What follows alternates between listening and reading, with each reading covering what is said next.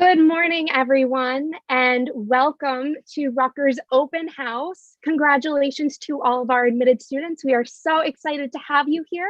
And during our first portion of today, we will be talking to you about Rutgers trivia and some fun things to start the day off. So for anyone who's watching at home, before Brandon and I take a moment to introduce ourselves, please take a moment to introduce yourself in the live chat. We'd love to know who you are, maybe what school you were admitted to or what you're interested in, and also where you're viewing us from. So we'll take a minute for you all to type in the chat and introduce yourselves, and then Brandon and I will get on to our own personal introductions.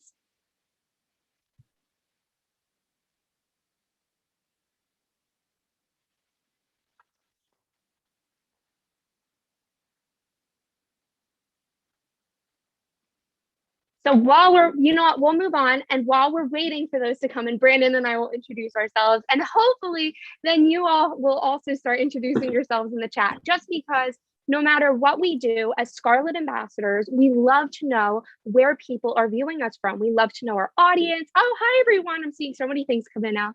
So nice to see all of you. And hopefully you'll also interact in the chat throughout the day, throughout our numerous sessions. So now we'll start with our introduction. So I'll go first, and then I'll hand it off to Brandon. So hi, everyone. My name is Cassie Cudahy. I am currently a sophomore majoring in communications. So I am a student in the Rutgers School of Communication and Information, as well as the School of Arts and Sciences. And I'm from Cherry Hill, New Jersey. So now I will hand it off to Brandon to tell you a little bit about himself. Hey everyone, my name's Brandon Smith, and I'm a senior in the School of Arts and Sciences, studying economics with a double minor in psychology and leadership skills. I'm a first-generation college student from Baltimore, Maryland, so I am an out-of-stater. On campus, I've been a member of the Honors College. I've had the opportunity to be a building operations manager at one of our student centers. I'm currently a Scarlet Ambassador captain, where I've also been able to intern for undergraduate admissions. I've also had the opportunity to live on the College Avenue campus, the Livingston Campus, and I currently reside off-campus College Avenue. That's a little bit about me, and now I'll pass it back over to Cassie for an overview of the day. Yeah, so I am so happy. Brandon, thank you for that wonderful introduction. And I'm so happy to see all your introductions in the chat. It makes my heart so happy. I know it makes Brandon's heart so happy. And before we get into our trivia session for the day, I want to make sure that I give you all an overview of our open house, especially what's happening on this live stream, because we have amazing sessions happening throughout the day. So currently we have trivia with Brandon and I from 9 to 9:45. And then we have a session all about research and how you can get involved and within research opportunities at Rutgers from 10 to 10:45. Then we have a campus overview and an overview of Rutgers transportation from 11 to 11:45. Then it keeps getting better. We have a chat with President Holloway, who is the president of Rutgers University, from 12 to 12:45. At 1 p.m., we have a spiel on housing and dining, which I love food and I love living on campus. So that will be really exciting, especially for any first-year students who don't know anything about ever living on campus. That's really exciting. Then we have a session at 2 p.m. about getting involved on campus, which I am actually a part of, so I'm super excited. We'll be talking about how you can get involved in campus and all the different kinds of involvement that we have. And then to wrap up again at 3 p.m., we have some more trivia. So if you don't know a lot coming into this session and then you want to show off your skills at 3 p.m., make sure you rejoin that session and have some more fun to learn about our wonderful university. So now I'm going to pass off to Brandon to explain how this session is going to work and also how you can interact with us. Yeah, thanks, Cassie. So throughout all the sessions that Cassie mentioned, you'll have the opportunity to interact with us. We really want to hear what you have to say. We want to be able to answer any of those questions. So on our YouTube live stream, you'll have the option to chat with us. We have staff staffing the live stream to be able to respond back during your chats. So whenever you ask us a question in the chat, someone will be able to respond right back to you and will give you the answer that you're looking for. We might even be able to say your question aloud during the live stream itself so everyone can hear it and you can hear Cassie and I's perspective on the answer. So be sure to ask away, really use the chat for your own benefit. You'll have it it all throughout the day today. And again, it's just one way that we're here to help support you. So throughout our trivia today, we'll be asking you a few different questions. And if you know the answer to any of our questions, go ahead and drop them in the chat as well. We really want to see who knows Rutgers best. So are we ready to get started? Yeah, let's go ahead and kick this off. So if you know the answer to our question, put it in the chat. We're looking to see who guesses it first correctly. So the first question we have for you: how many campuses make up Rutgers, New Brunswick? We'll see if anyone can get it. Jeopardy music. Cassie and I will be monitoring the chat. Okay, I'm seeing three's not right. Oh, someone guessed 5. Good job, Amani. Woo! Congratulations to everyone who said 5. We're getting a lot of 5s. No, we're getting a lot of answers. So 5 was the correct answer. If you didn't know, Rutgers, New Brunswick is made up of 5 self-sufficient campuses. So those are College Avenue, Bush, Livingston, Cook, and Douglas campuses. Now, when I said they were self-sufficient, all that means is that they have their own resources. So on each campus, you'll find a residence hall, academic halls, you'll find a student center, you'll find a dining hall, so on and so forth. Theoretically, a student could spend all of their time on one single campus, but as a student at Rutgers, New Brunswick, you really will be able to divide your time among all 5 of our campuses. So you get the best of all 5 worlds for the deal of one. Cassie, do you have a favorite campus? I lived on College Avenue my first year, so I have to say I think that is tied with the Cook Douglas campus because I love the feel. I love like the vibe of the Cook Douglas campus. But it's also a tie. And I think the awesome thing about Rutgers is it's kind of like Disney World. And if we have any Disney lovers in the chat, feel free to explain. But I think that you can kind of go to different places when you're feeling different ways or you're looking for a different kind of environment, which is awesome. So I think that I just love the feel of all the different 5 campuses. Yeah, I can't really choose. It's hard. What's your favorite? My favorite campus is Livingston. It's where I spent all of my time throughout my 4 years here. It's where I think my home is at Rutgers. The Livingston Student Center was so important to me, but also how could you not love the Starbucks on campus? I went to that Starbucks like 3 times a week. It was my home away from home. Oh my God, Starbucks on every campus, necessary. I don't know if we have a Starbucks on every campus. We have a Starbucks on College Avenue, Livingston, and Starbucks Chuck that goes to all the different campuses. So it's a beautiful thing. Brandon kind of mentioned it. And I also want to see who can type in the chat the fastest and beat everybody else. So if you were listening, could you name all 5 of the Rutgers campuses? 1, 2, 3, go in the chat. I don't know. Maybe people won't know it. But hopefully if they were listening, this is a test to see if people are paying attention. Because this is a tough question. And who's a fast typer? Who was the fastest words per minute typing skills?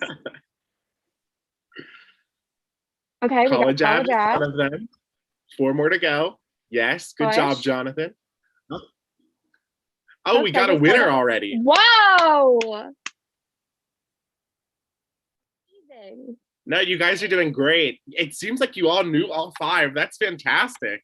Gold stars for everyone. The biggest debate that I'm seeing is some people are spelling Douglas with 1 S and some are spelling it with 2 S's. I think sometimes that's the hardest for me to remember if it has 1 S or 2 S's. I make the same mistake. I think it has 1 S, right? I don't know too. Even I don't know. Oh my gosh. Well, everybody gets gold stars. Everybody gets points. Before we segue into our next question, which Brandon's going to ask, just in case if you're more interested in like an overview of the campuses and kind of how they're each self-sufficient, make sure that you tune into the session at 11 because our Scarlet Ambassadors will be talking completely. They will spending the entire time about campus overview and what makes each of our 5 campuses special and unique in their own way. Yeah, and to follow up with that, I see we have a lot of new folks that have just joined our call today. So if you didn't realize we're playing trivia, feel free to tag along. If you know the answer, type it away in the chat. We would absolutely love to be able to interact with y'all. So the second question that I have for you is, does anyone know our original Rutgers mascot? So before we were the Scarlet Knights, what were we? This is a tough one. This is literally, if you don't know it, just guess. Just guess. Could be anything. Let's see. I don't see any answers yet. I'm excited to see what comes in. Oh my gosh. Oh! Not a Scarlet Knight. What? How did you guys know it was a chicken? It's a really fancy name for a chicken. Does anyone know? Yeah, extra points for this. Oh, I see it. Who did that? AA Battery. AA Battery sent it, but shout out to AA Battery. Yeah, no, you're correct. We're the Chanticleers, the fighting rooster, as they say. Really intimidating. I'm personally a bigger fan of the Scarlet Knight. No, I agree. And one thing that I definitely wanted to bring up here is that's so cool. We have the Scarlet Knight who's in like, I don't say the costume, but like the costume. And then we also at our football games, Brendan, have you ever seen like the person Scarlet Knight come out on the horse? With the flag? Yeah, no, I have. It's one of those moments that you're just like, whoa. Like I think we have the coolest mascot. And I also think our mascot is just so fun to interact with. I don't know how much a fighting rooster would be fun to interact with. Would we have it in a costume? Would it be a person? Like, would it be a literal rooster? Like that's where my thoughts go. But congratulations to everybody who got Chanticleer. That's awesome. That's really impressive. I didn't know that coming in, so good for you all. No, I was so surprised. I was like, what? This is also like a Rutgers tradition type question. This one's tough. History. Do not Google it. I want you to just guess. Okay, so what year was Rutgers University founded? And also remember that it's deemed a colonial school, if that helps. Like thinking back to high school history, colonial times, things like that. You're giving some good clues, Cassie. I thought I did. Okay. Whoa, right off the bat. Okay, awesome. Great. Oh, 1776. I understand why you did that. That makes sense because that is the year our Declaration of Independence was written. This is not a history lesson. I'm not answering any questions. 1766. Amazing. Our school, what is something we say like our school is older than the country itself, right? Yeah. I always say we're older than the US is. Okay, I'm seeing some 69, 67, 65s. Yeah. Everybody's pretty much there. It seems like a lot of people knew it was 66. So good for you. Again, a fact that I definitely did not know. But it's so cool. It's so cool. All right. So let's go ahead and transition into the next question. Again, this is definitely Rutgers history centered. So if you didn't know, Rutgers is the birthplace of college football. Really big deal here. One of my favorite times throughout the year is going to our football games. But does anyone know the team that we played the very first football game against? The team we played the very first football game against. Who knows it? What school? Whoa! Penn State is not it. That was a good guess, Jason. That was a good guess. Very nice. It seems like they're getting it right off the bat. That's so impressive. Yes, we did play Princeton in the first ever collegiate football game, but I won't give away who won or what the score is. That's the next question. Yeah, so that's the next question. So what was the score of this game? So the final score, and who won that game? This is a tough one. Rutgers v. Princeton. What was the score? Who won? And we like to brag about it a lot. Oh. That's a good clue. Cassie, I'm giving people Alexa Nova, you're correct. Amazing. I think I gave a really good hint, honestly, but you gave a fantastic. I guess the Tennessee Titans won. No, I'm just kidding. Good guess. Good guess. Okay, so I will reveal the correct answer now. So if you couldn't tell from my hint, which I didn't really think out, Rutgers did win because obviously if we lost, we wouldn't really brag about it. And the score was 6-4. Another piece of information that it's not a trivia question, but Brandon, if you want to ask it, is where did this happen? Where did the game allegedly happen? We don't have it like we have like a list of our questions that we want to ask, but I think this is a good question. Yeah, does anyone know where the first collegiate football game took place? It happened on one of our 5 campuses. Even if you can guess the campus, we'll give you a gold star. That is good enough. People are thinking, they're like, I wasn't ready for this. It was a home game near Passion Puddles, a good answer. I wish it was like if it was on Passion Puddle. On the Rutgers bus. Ariana, Possibly. You're correct. It was, in fact, on College Ave. Does anyone have any more specific guesses than just College Ave?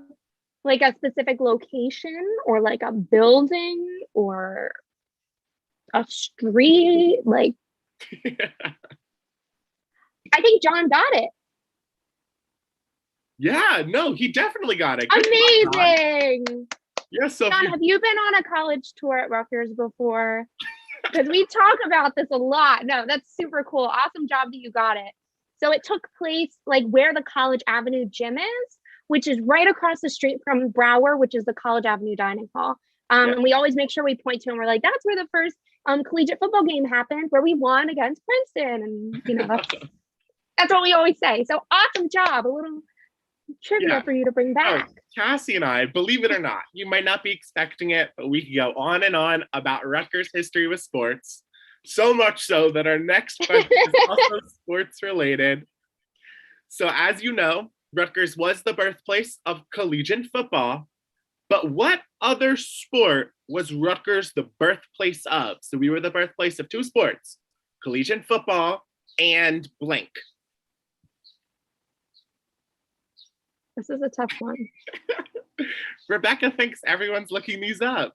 Rebecca, I don't think they can look this one up. So we'll see who the true trivia aces are. Yeah. Okay. Not basketball, not lacrosse. Unfortunately, it's not competitive curling either. I wish. That would be cool. Quidditch was a really good guess, Khadijah. Not it, though. But we do have Quidditch, which is really cool. Unfortunately, it's not rugby, baseball, or soccer. Not even pickleball. I love pickleball. We'll talk about that later. My love of pickleball. I also love pickleball. I see it. Elite DJ Cam. Frisbee, yes. Okay, so there's a word that goes in front of that word, and then you'll have the right answer. If somebody can get that. So it's blank Frisbee. See it in the chat. Yes, ultimate Frisbee. Elite all right, awesome job. Still got it. Good job. No, ultimate Frisbee and collegiate football. Those were the 2 sports that Rutgers is the birthplace of. Amazing. And just before we segue into our next question, which is about like a little bit of a different topic area, just so you know, a lot of our sports games, they offer tickets to Rutgers students for free. So make sure when you join this as a Scarlet Knight, you keep your eye out and look out for lottery systems, especially for like football games, basketball games. Those are so fun to attend. I know I've attended a few. I'm sure Brandon has and can talk about his experience with them, but just definitely, even if you're not sporty, which I am most certainly not sporty at all, I love to attend them. It's just such a fun thing to support your school, but also it's like a socially fun thing. So Brandon, I don't know if you have anything that you want to add to that before we segue into our next topic question. All I'd add is that going to the games, going to the SHI Stadium, or going to the Rutgers Athletic Center, those are some of my fondest college memories. There's absolutely no feeling like being in the stands surrounded by thousands of fans that are all, bleeding scarlet. Those memories are the things that I cherish most deeply. It's really when I felt the most scarlet pride. So I highly recommend going to the games once you're back on campus. I think it'll make the most out of your collegiate experience. Yay! Amazing. So, kind of segueing into our next topic, this is more about involvement at Rutgers, which I know Brandon and I are very passionate about getting involved at Rutgers.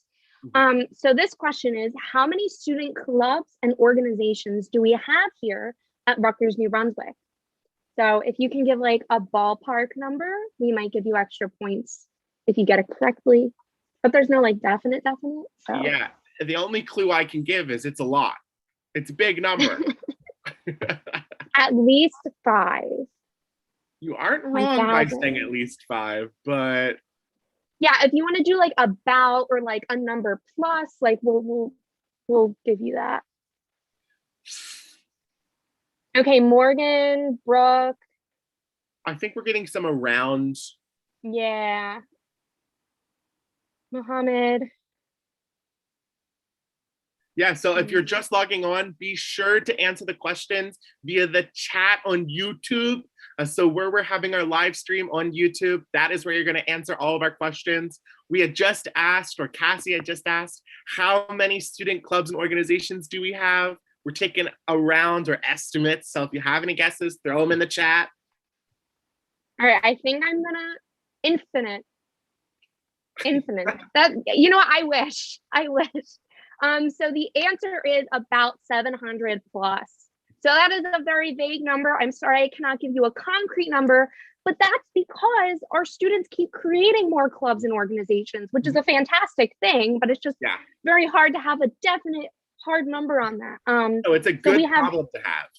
It is a good problem to have because people are always wanting to get involved in different ways and things like that.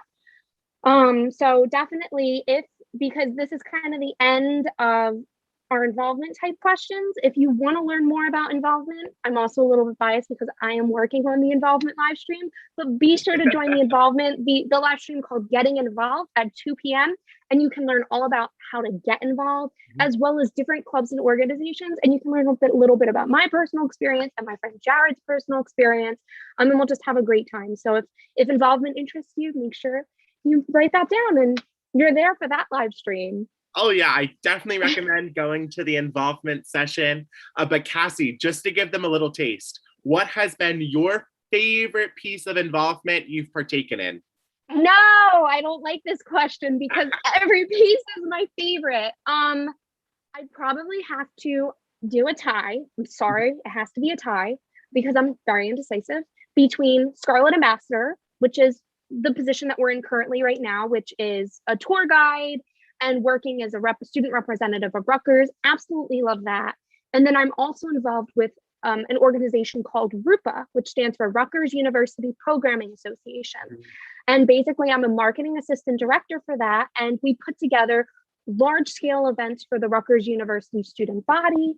We actually just dropped an event with Claire Saffitz, if anyone has heard of her. She has worked with Bon Appetit, and now she has her own cookbook out, which is super cool. So we're doing a Q&A with her. Brandon, you know Claire? She's my favorite food person. I watch her videos all the time. I've been dying to tell everyone this. We've been planning it for months. It is at the end of April. I believe it's the 21st. Oh my gosh, I'm so Cassie, that made my day. I love Claire. I literally was just watching her YouTube videos yesterday. Yeah, so she's going to be doing like a live Q&A Zoom webinar with Rupa. So Brandon, make sure you write that down.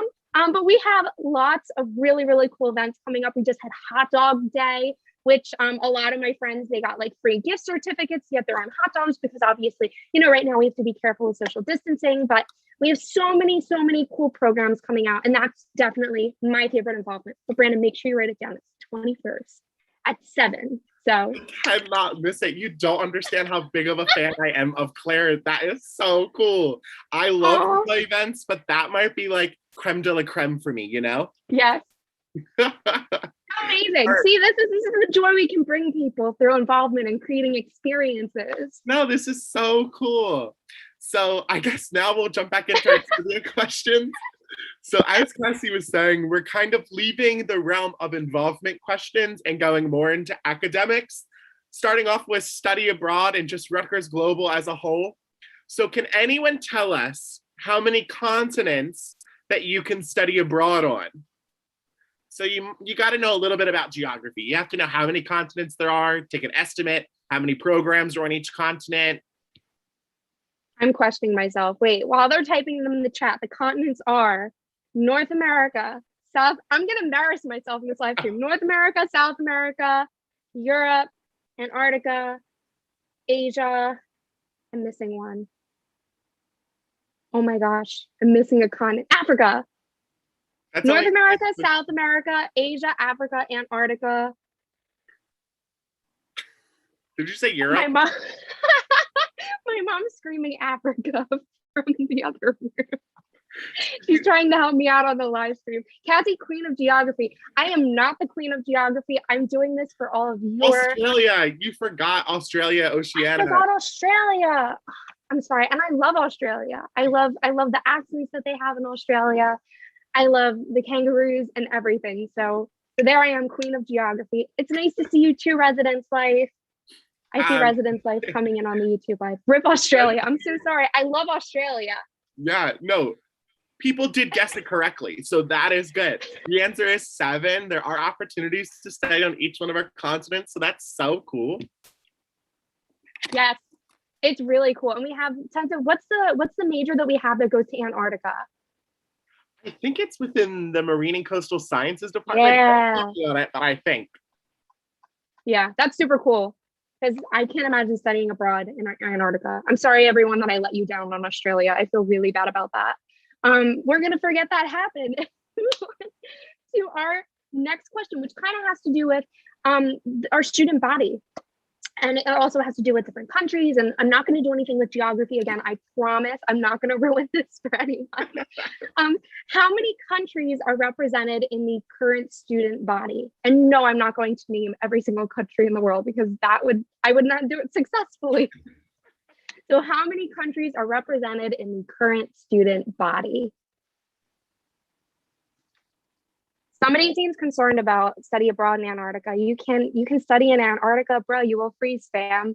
I don't like the cold, so I would probably freeze too.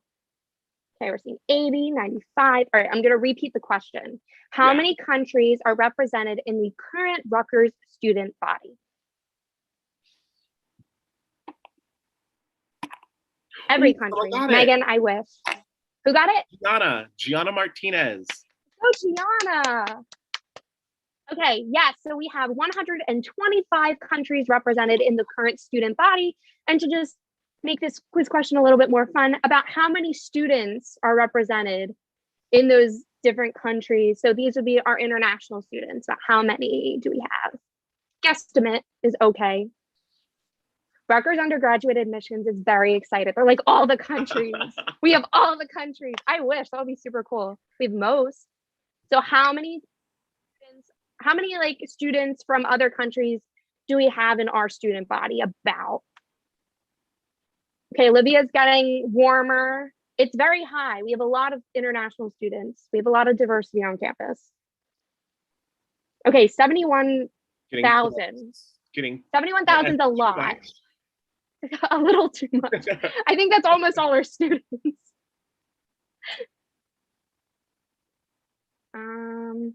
Okay, Ariana, a little bit lower. Wait, Alexa Nova got it. 9,000. My Alexa just went off. She's like, I know you're talking about me. She's gonna say, like, can I help you? Congratulations. Yeah, so we have 9,000 students represented from different countries in our current student body, and that's awesome.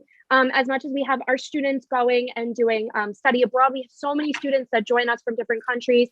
I know I have a lot of friends who are from different countries and they absolutely love coming to Rutgers, and it's amazing because you get to learn about so many different people. I love learning in general, but you get to learn about a lot of people who can bring a lot of interesting knowledge to your life. So definitely fun question. For sure. Yeah, if you didn't know, Rutgers is one of the most diverse schools in the Big Ten Conference. So if diversity means a lot to you, like it means a lot to me, Rutgers is definitely the place for you. So this kind of stems off of the question of how many students are at Rutgers. But instead of asking you, what is our class size, can anyone guess how many living alumni we have?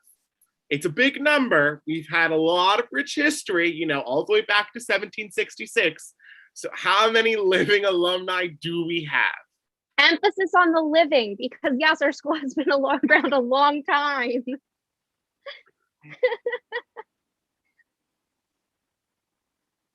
And also, if you want to, guesstimate a little bit, like you want to do like a number plus or like about, feel free, because obviously this number is always changing. I think I got it. I don't have my glasses on, so Devin? My eyes are. Devin just got it. Oh wait, Devin just got it. Yeah. Yes, Devin just got it. Wait, Brianna was missing a 0. That's the glasses thing. But Brianna, I'll give you points anyway because I told you that you got it. Yeah, Joanne was close. Yeah, so it does seem like some people were getting it at least. Andrew just got it. Natalie just got it. So if you didn't know, we do have over 500,000 living alumni, which is amazing. And you might not think, how does that benefit me as just a future Rutgers student? Well, let me tell you, because we have so many living alumni, obviously they all work somewhere, or they have worked somewhere. So they're going to have connections. You're going to have such a large alumni network to really leverage when it comes to entering the job market. You want to have an internship? No worries. I'm sure you can connect with a Rutgers grad that's working in any industry, any field that you're interested in. So that is so cool. Even though we have 500,000 alumni, you might not be able to get to meet them all, but you can use them to help better yourself. You know what I mean? Yeah, we have, Brandon, when you said that, I was thinking of, we have a network called the Student Alumni Career Connect. I think that's what it's called. I've used it. Amazing. It's like you knew what I was going to say. So it's through our Office of Career Exploration and Success, which is basically, it helps you with resume building, interview, cover letter writing, all that stuff that is kind of frustrating to deal with. They have amazing people there. Brandon, do you want to talk about your experience with that, kind of connecting with an alumni and having them help you? Yeah, sure. So I went looking into the portal that Cassie was just talking about because I wanted to see who else was entering my industry, So when I first got my job offer, I was kind of just thinking about, is this where I want to go? Like, do I want to enter the energy industry? Do I want to think about electricity, for the rest of my life? I'm not sure. It was so niche. I'm an economics major, and a lot of my friends are going to a Big 4 accounting firm or something. They're going to New York City, and I'm going to Tennessee, and I'm so excited to move to Tennessee, but I really just wanted to hear others' inputs. I wanted to hear, what do other people think about the energy industry? So I went onto the portal, I connected with some alumni that are currently working with something to do with energy, and I just got to hear their perspective on it. Why do they like the industry that they're in? Why didn't they choose Wall Street? Why didn't they choose New York City? And that really helped me just reassure myself that I'm making the best decision for me. This is what I want. I don't want to go to New York City. I'm going to go to Tennessee. But the portal was something that I was able to really use to help, just find other people's opinions, their perspective, especially because they all went to Rutgers. So we've had a really similar experience because of it. I'll also say one really cool about having so much alumni isn't just this large alumni network. It's really the understanding that the Rutgers degree is going to be recognized. So that's something that was also really important to me. I wanted to know that when I graduated, my employer was going to know the school that I went to. My employer was going to understand, the rigor of my academics. And that is so recognized throughout the entirety of the workplace. People really understand that Rutgers students have grit, and that's because of such of a large alumni network that have really proven that Rutgers students can do the job. And so I'm so thankful that we've had such a great, alumni to really, make the path for us. And also that we can brag about that we have some amazing alumni like in the chat, because I just watched episode 3 of Winter Soldier. We're not going to get into it. I'm not going to talk about my love of Marvel, but Bucky Barnes, who was played by Sebastian Stan, went to Rutgers. We have some amazing alumni. We have Queen Latifah. We have James Gandolfini, who was in The Sopranos. We have like 3 members of the cast of 13 Reasons Why. Like, very cool. Kevin Chamberlain from Jessie, which if anybody is like still in Disney Channel mode, like I am. I'm 20, I really shouldn't be. But we have a lot of really cool alumni. But on a more serious note, everything that Brandon said, take note of it mentally at least, because when you get here, there's so many amazing people that you can connect with. Yeah. So I have no way to segue into this next question, like being like, well, this is what we were talking about. This has absolutely nothing to do with anything that we were talking about, but it's a fun question. So we actually have an awesome agricultural program here at Rutgers, especially on the Cook campus. Actually, I have a friend who owns a farm in my town, and her brother went to Rutgers and learned all these things about like agriculture that I don't know anything about. But one interesting thing is we have a vegetable that was created and was named after Rutgers. So if you can guess what vegetable, it's called the Rutgers blank. What vegetable it is, we give a gold star to you. We don't get a gold star, we give a gold star. Just think about it. Rutgers is what? We're scarlet red. And also we're from the Garden State. We're from the Garden State. What vegetables and fruits do we produce? If you can guess. Rutabaga. Rutabaga? I love rutabagas, but that's not it. Oh, the Rutgers apple. Oh, okay. Yeah, no, I think they're getting it. They're getting it. Amazing. It is the Rutgers tomato. And I took a class this fall. It was called Plants and People. And like we were supposed to try the Rutgers tomato, and we were virtual, so we didn't. But I'm hoping when I get back to campus, I can try the Rutgers tomato because I learned all about it. And I think it's super cool that we have a vegetable named after us. Cassie, the Rutgers tomato, like trying a genuine Rutgers tomato was on my Rucket list. So if you didn't know, the Rucket list, is the Rutgers bucket list. So it's all of your bucket list items you want to accomplish while you're attending school. For me, as a graduating senior, eating a Rutgers tomato is the top of my Rucket list. I'm dying to do it. I need to do it before I graduate. It is a big concern of mine. What's on your Rucket list, Cassie? Oh my gosh, what isn't? That like stressed me out because I'm like, oh, I have so many things. Eating a fat sandwich. Okay. Which I'm afraid to do. Brandon, have you eaten a fat sandwich or no? I have. I do have a favorite fat sandwich. I'm a fan of either the Fat Dad or the Fat Cat. See, so I'll explain what a fat sandwich is, and then I'll talk about my fear of, I don't know if I'm going to be able to finish it, and I don't like to waste food. So a fat sandwich is basically a sandwich. They're sold at Are You Hungry, which used to be a food truck at Rutgers, and then it actually became a permanent store in an area called the Yard on our College Avenue campus. If you're on College Avenue, you can't miss the Yard. It has a big flat screen TV and a lot of different places to eat.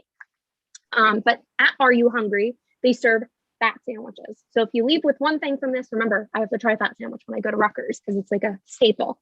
And fat sandwiches, Brandon, they're filled with like mozzarella sticks and chicken fingers and French fries, and I'm forgetting more things that go in them, but like they literally put everything in them. Mm-hmm. And it's basically that you have to try it when you go to Rutgers. So I don't know if I'd be able to finish one myself. That's like my fear. That's why I was like saying to my friend, like, maybe we can go and like split one. And they're like, I don't know. But definitely it's like when you go to Rutgers, you gotta say, wait, what's coming in the chat? Are people excited? I love Are You Hungry? Food on campus. Food on campus is so good. And that's making me hungry. And I'm making myself hungry. So it's almost breakfast time. No, I'm just kidding. Someone said they love Wings Over Rutgers. I agree. I'm obsessed with Wings Over. Oh, look at what Jared said. One big difference about the Rutgers tomato is that the earlier it is ripe, the better it is to eat. Most tomatoes last over a week, but the Rutgers tomato is best ate within a few days. Who knew? I've never known. All right, we're getting asked, what's the best thing to eat on campus? The best thing to eat on campus? Can we do like best place or favorite place to eat on campus? Yeah. Favorite place to eat on campus. Okay. Are we going to go dining halls or all dining options on campus, Cassie? I think all dining options, but it has to be one that has a meal swipe. Okay, I can do that. I'm going to pick my favorite dining hall, which is Brower Commons on College Avenue campus. I absolutely love Brower. So my first year, I got to live in the Honors College. I was an Honors College student, and that is located on the College Avenue campus. So the dining hall that I went to with my friends each and every day during my first year was Brower Commons. Now, Brower has a lot of great options, a lot of variety inside of it. You know, you could go get a hot meal through the buffet lines. You could always go to the salad bar. You could always go grab pizza. You could always go make yourself a sandwich. They even had sushi 3 times a week in the evenings. But the reason I love Brower is two big things. Number one, 16 options of ice cream. If you're like me, ice cream is what gets you through your day. You're looking forward to it at the end of the day. You need it to finish off your dinner. With 16 different, options, there was always something for me to choose from. And they had chocolate jimmies. I am such a chocolate jimmies fan. I need it on every single ice cream bite. But more than anything, the social atmosphere in Brower is beyond all other dining halls, in my opinion. Brower has the best music. Yes. Brower has such like a lively feel to it. You enter Brower and you're just like, I don't know, it's what that typical like college scene that you see in every pop culture movies like. You're just like living that college experience. It was so much fun. It's where I really got to bond with a lot of my friends because, we weren't focused on school. We were just eating and talking about life. And during your first year, that's really how you make your friends. So a lot of my like really cherished memories are in Brower. I love Brower. I could go on and on, but Cassie, where's your favorite place to eat on campus? Oh gosh, Brandon, I was so happy when you said Brower because Brower is also my favorite dining hall, but my favorite place to eat. And also we have to talk about the Jimmy Sprinkles debate, but that's like for another day, like which one is which. I think my favorite place to eat would be Harvest, which is on the Cook Douglas campus. And it basically has a living wall. So if you've ever been to Disney World, like there's some places where they have like huge walls filled with plants, which is really cool. And also they have a lot of healthy eating habits or healthy eating options, which if you don't have such healthy eating habits, you feel really good going there because the food is delicious, but it feels really healthy. They have a great salad bar. They have great pizzas, but they're like healthy pizzas, so it makes you feel good. And it's amazing that you can get these options and you're not spending a ton of money. Like you're just using a meal swipe. And also, like you said, I just love the atmosphere there.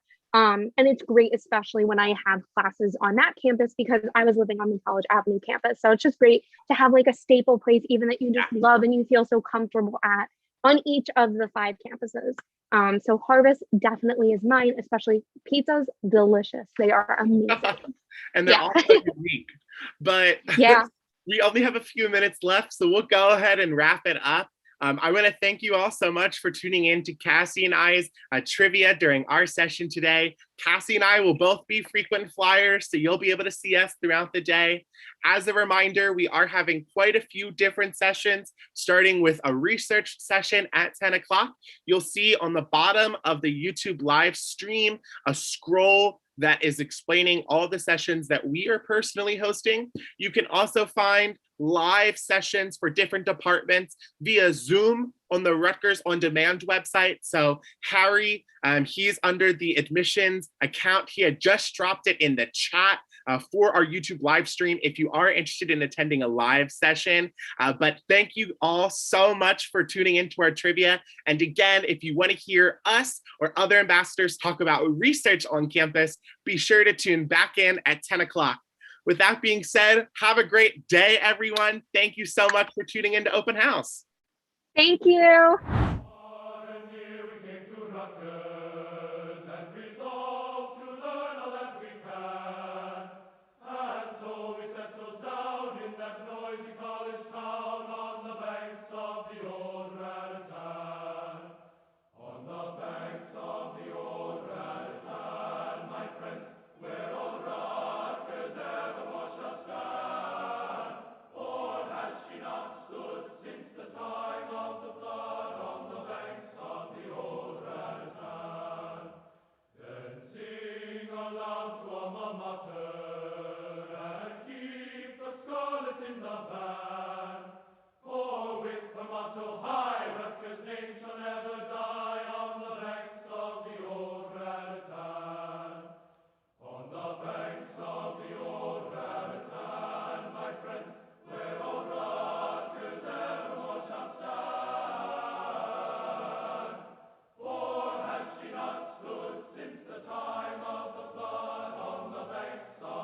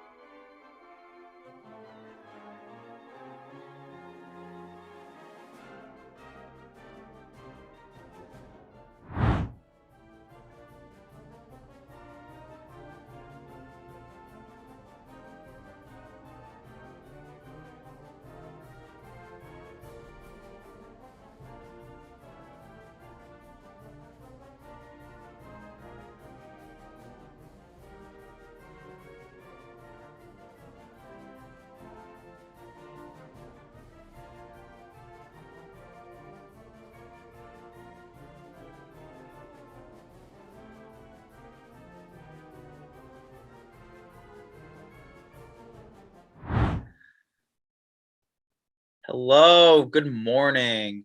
My name Morning, is everyone. Jason, And I'm Kyle. and welcome to the research section of our open house today. I just want to make a quick announcement before we begin. On the Rutgers On Demand site, there is a bottom left side YouTube live link that says watch on YouTube. Please press that button and leave all your questions in that chat because that's the chat that we'll have open during the session and we will be able to answer for you. And without further ado, let's get this show on the road. So let me just introduce myself one more time. My name is Jason. I am a junior in the School of Arts and Sciences Honors College. I'm majoring in cell biology and neuroscience with a minor in philosophy. On campus, I'm involved in Greek life, a medical organization, Jewish life. I work here. I'm a Scarlet Ambassador. I like long walks on beaches, puppies, chocolate chip cookies, chocolate chip cookie dough. And I love Rutgers. So any questions you have for Rutgers, you can just drop in the chat and we'd be happy to answer them for you. And I'll introduce myself as well. My name is Kyle Camilo. I am a senior in the School of Engineering. I'm studying civil and environmental engineering with a minor in geography.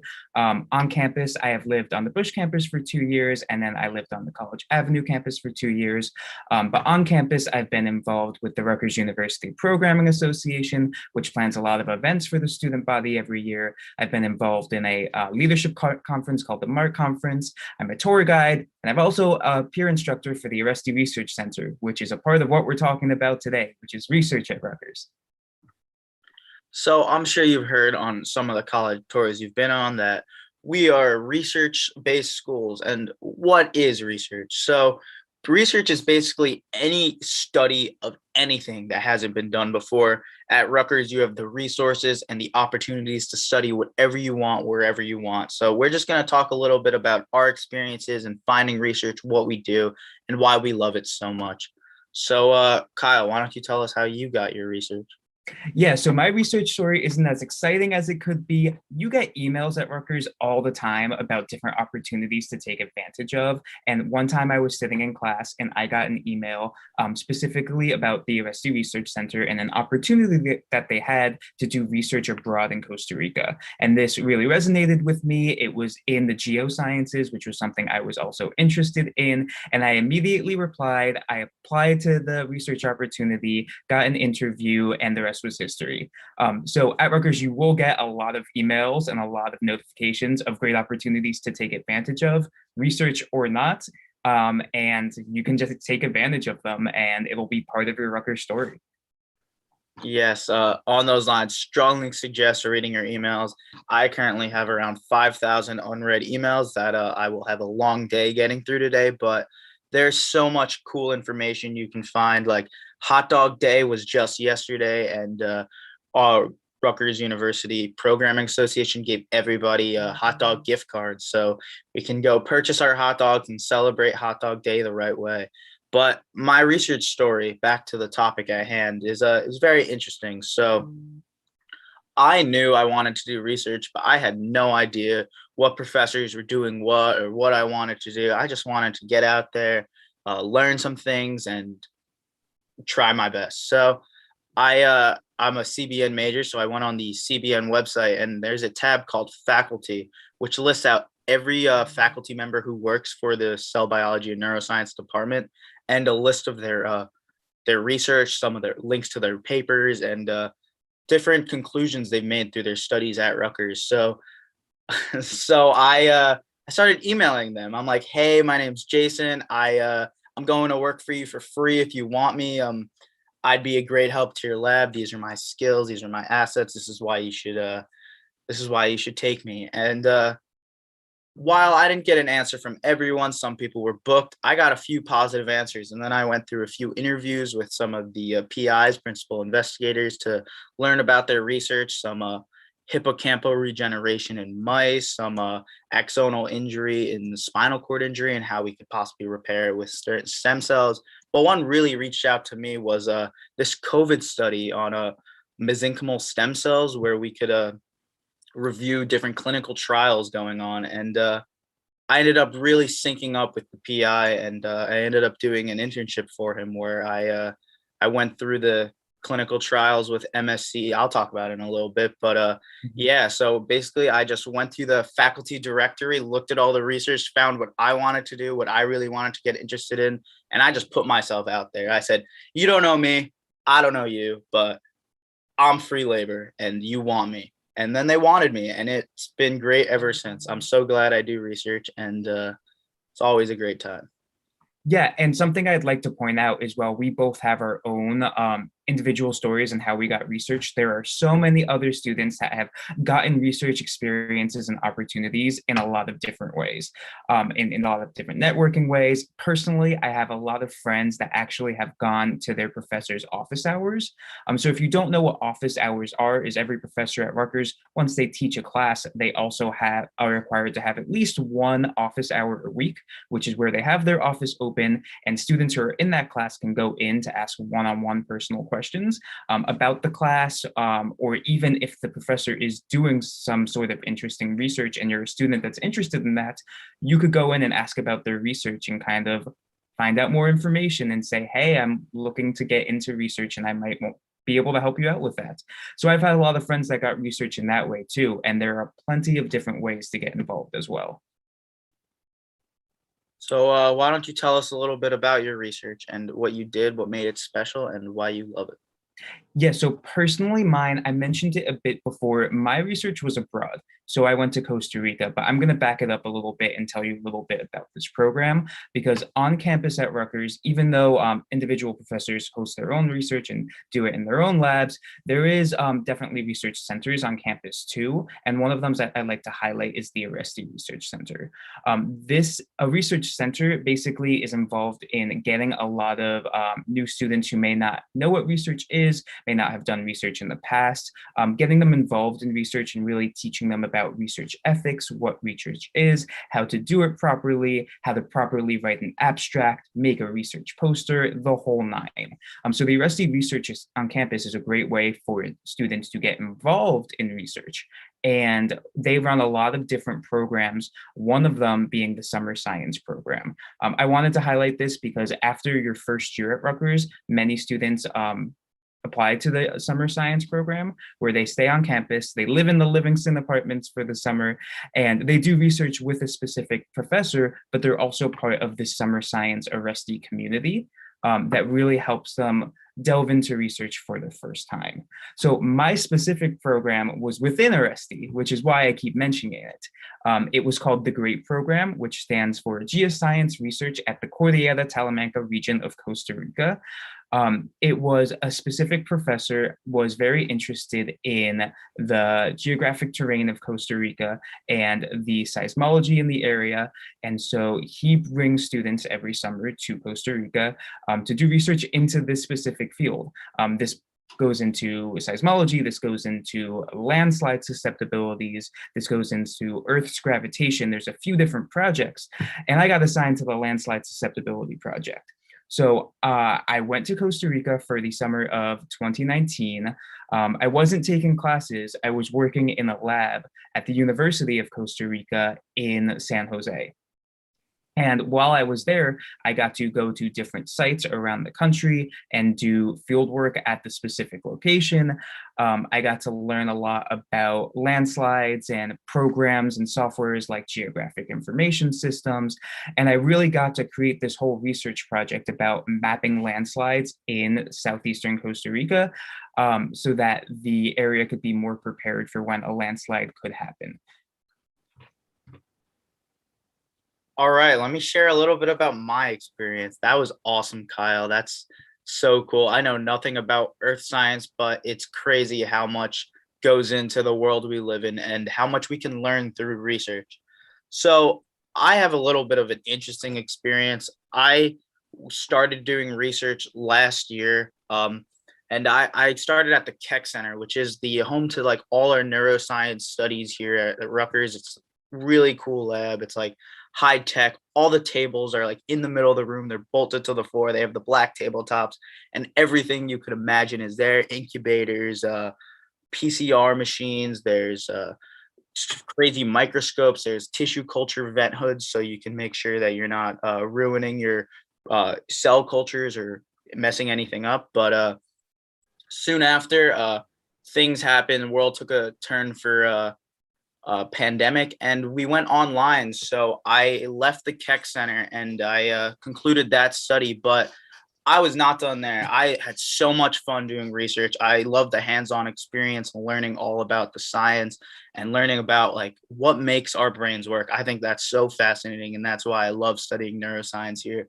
So I kept reaching out again, and I got into this COVID trial, which is absolutely fascinating. There are these stem cells in our body called mesenchymal stem cells, which can be derived from so many tissues in our body: our bone marrow, your placenta, your umbilical cord, even your fat cells can produce these stem cells. And they have very interesting properties. They have anti-inflammatory effects, and which reverse cytokine storms. Cytokines are different molecules that bind to the receptors of your cell, which cause inflammation, which is just everything grows and turns red, and it gets really painful. It blocks your airways, it blocks the tubes inside your body, and it's very bad to have. So this is a perfect candidate for one of the well-known diseases out there called COVID-19. How they work is there's a spike protein on the COVID, which binds to ACE receptors in your lungs, and it causes the cytokine storm where these cytokines are attaching to your cells on the molecular basis. They recruit more, so then it's just positive feedback, more cytokines, more pain, more disease, and it just piles on. You have so much inflammation now in your lungs, and it's very debilitating to have. It causes this second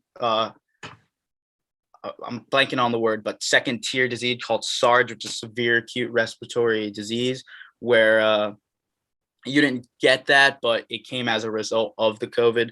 And with these treatments with MSCs, you can potentially reverse this. So through IV transfusions, they found that a few studies that it's clearing up their lungs because IV, if you guys know how the heart works, all your blood gets pumped through your heart to your lungs right before it gets sent to the body. So these MSCs will concentrate in the lungs and cause an anti-inflammatory effect, and they could potentially save a patient who has gone through irreversible damage through COVID. And the idea of stem cells being the future of science just amazes me, and it's so breathtaking to see what an impact we could have on certain people's lives just through the cellular biology we learn in class. We did just throw a lot of information out there.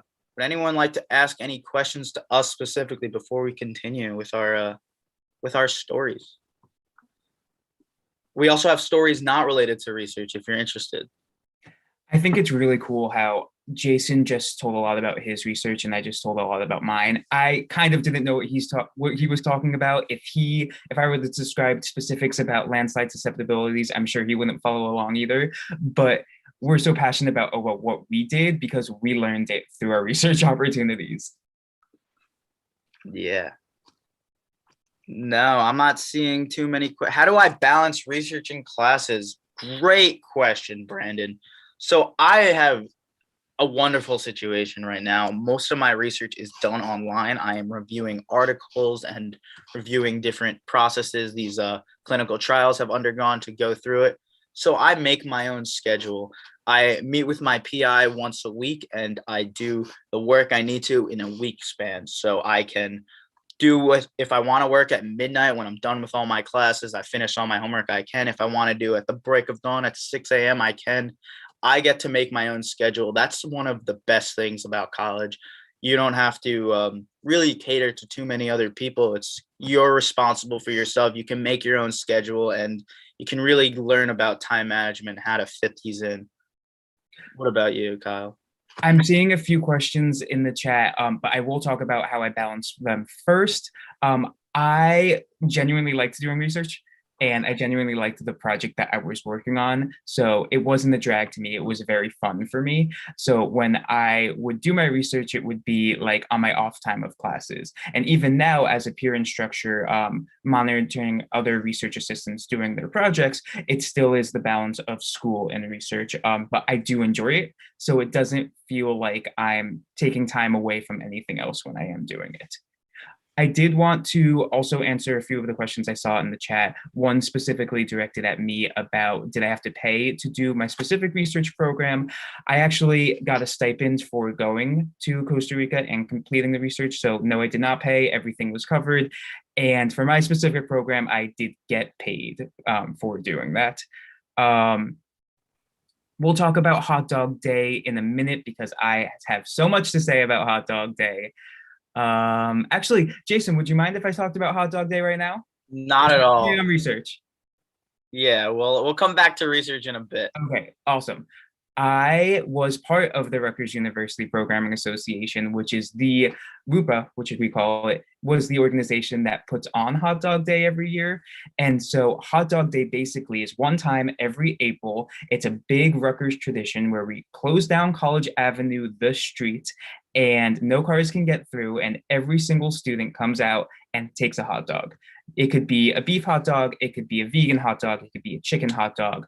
All of the hot dogs are halal. There are so many different types of hot dogs, so many different stations, and it's really one of the first days of the spring where it's usually nice out. So it's very, very nice to just like get outside, sit on the grass, eat a hot dog, and that's not all that's there that day. There is definitely a bunch of different events. There's a different theme every year. One of the years I worked it was a Marvel theme. So every different tent had this theme, like this tent is Iron Man and this tent is the Hulk. There was zip lining down College Ave one year. There was bungee jumping on College Ave. There was foam axe throwing. There's just a bunch of different events, and you're outside and you're having fun and you're eating hot dogs. People are riding around on tricycles. I was dressed up as a ketchup bottle because I was working it. All of the condiments you could ever want on a hot dog as well. I can't say enough good things about it. Jason, have you ever participated?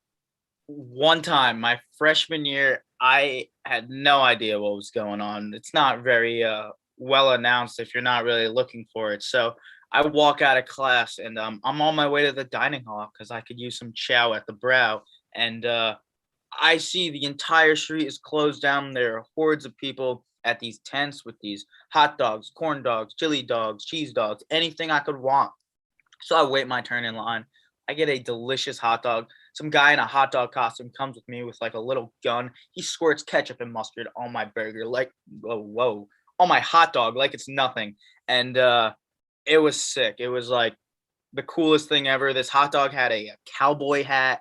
He had like, I don't know what those things are called, the pants with the fringes, but he looked like a cowboy hot dog. And to have the hot dog ketchup gun, that was awesome. And I really loved it. I am not the biggest fan of hot dogs, honestly. At any barbecue, I'm a burger guy myself, but these hot dogs were absolutely delicious. And like I always say, free food's the best food. So anytime I can get my hands on some free food at college, I gladly oblige and accept it. I will say with Hot Dog Day, it's just one of the many like annual traditional events that we do all the time.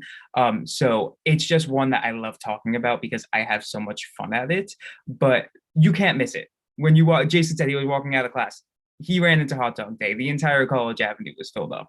But this is just like a specific example of one of the days and one of the events that happen all the time. RUPA, the Programming Association, puts on 3 to 4 events a week. And some of them are these grand scale hot dog days or grand scale concerts, like we call them Beats on the Banks, but others are small scale workshops where you go in and you make your own edible arrangements or something along those lines.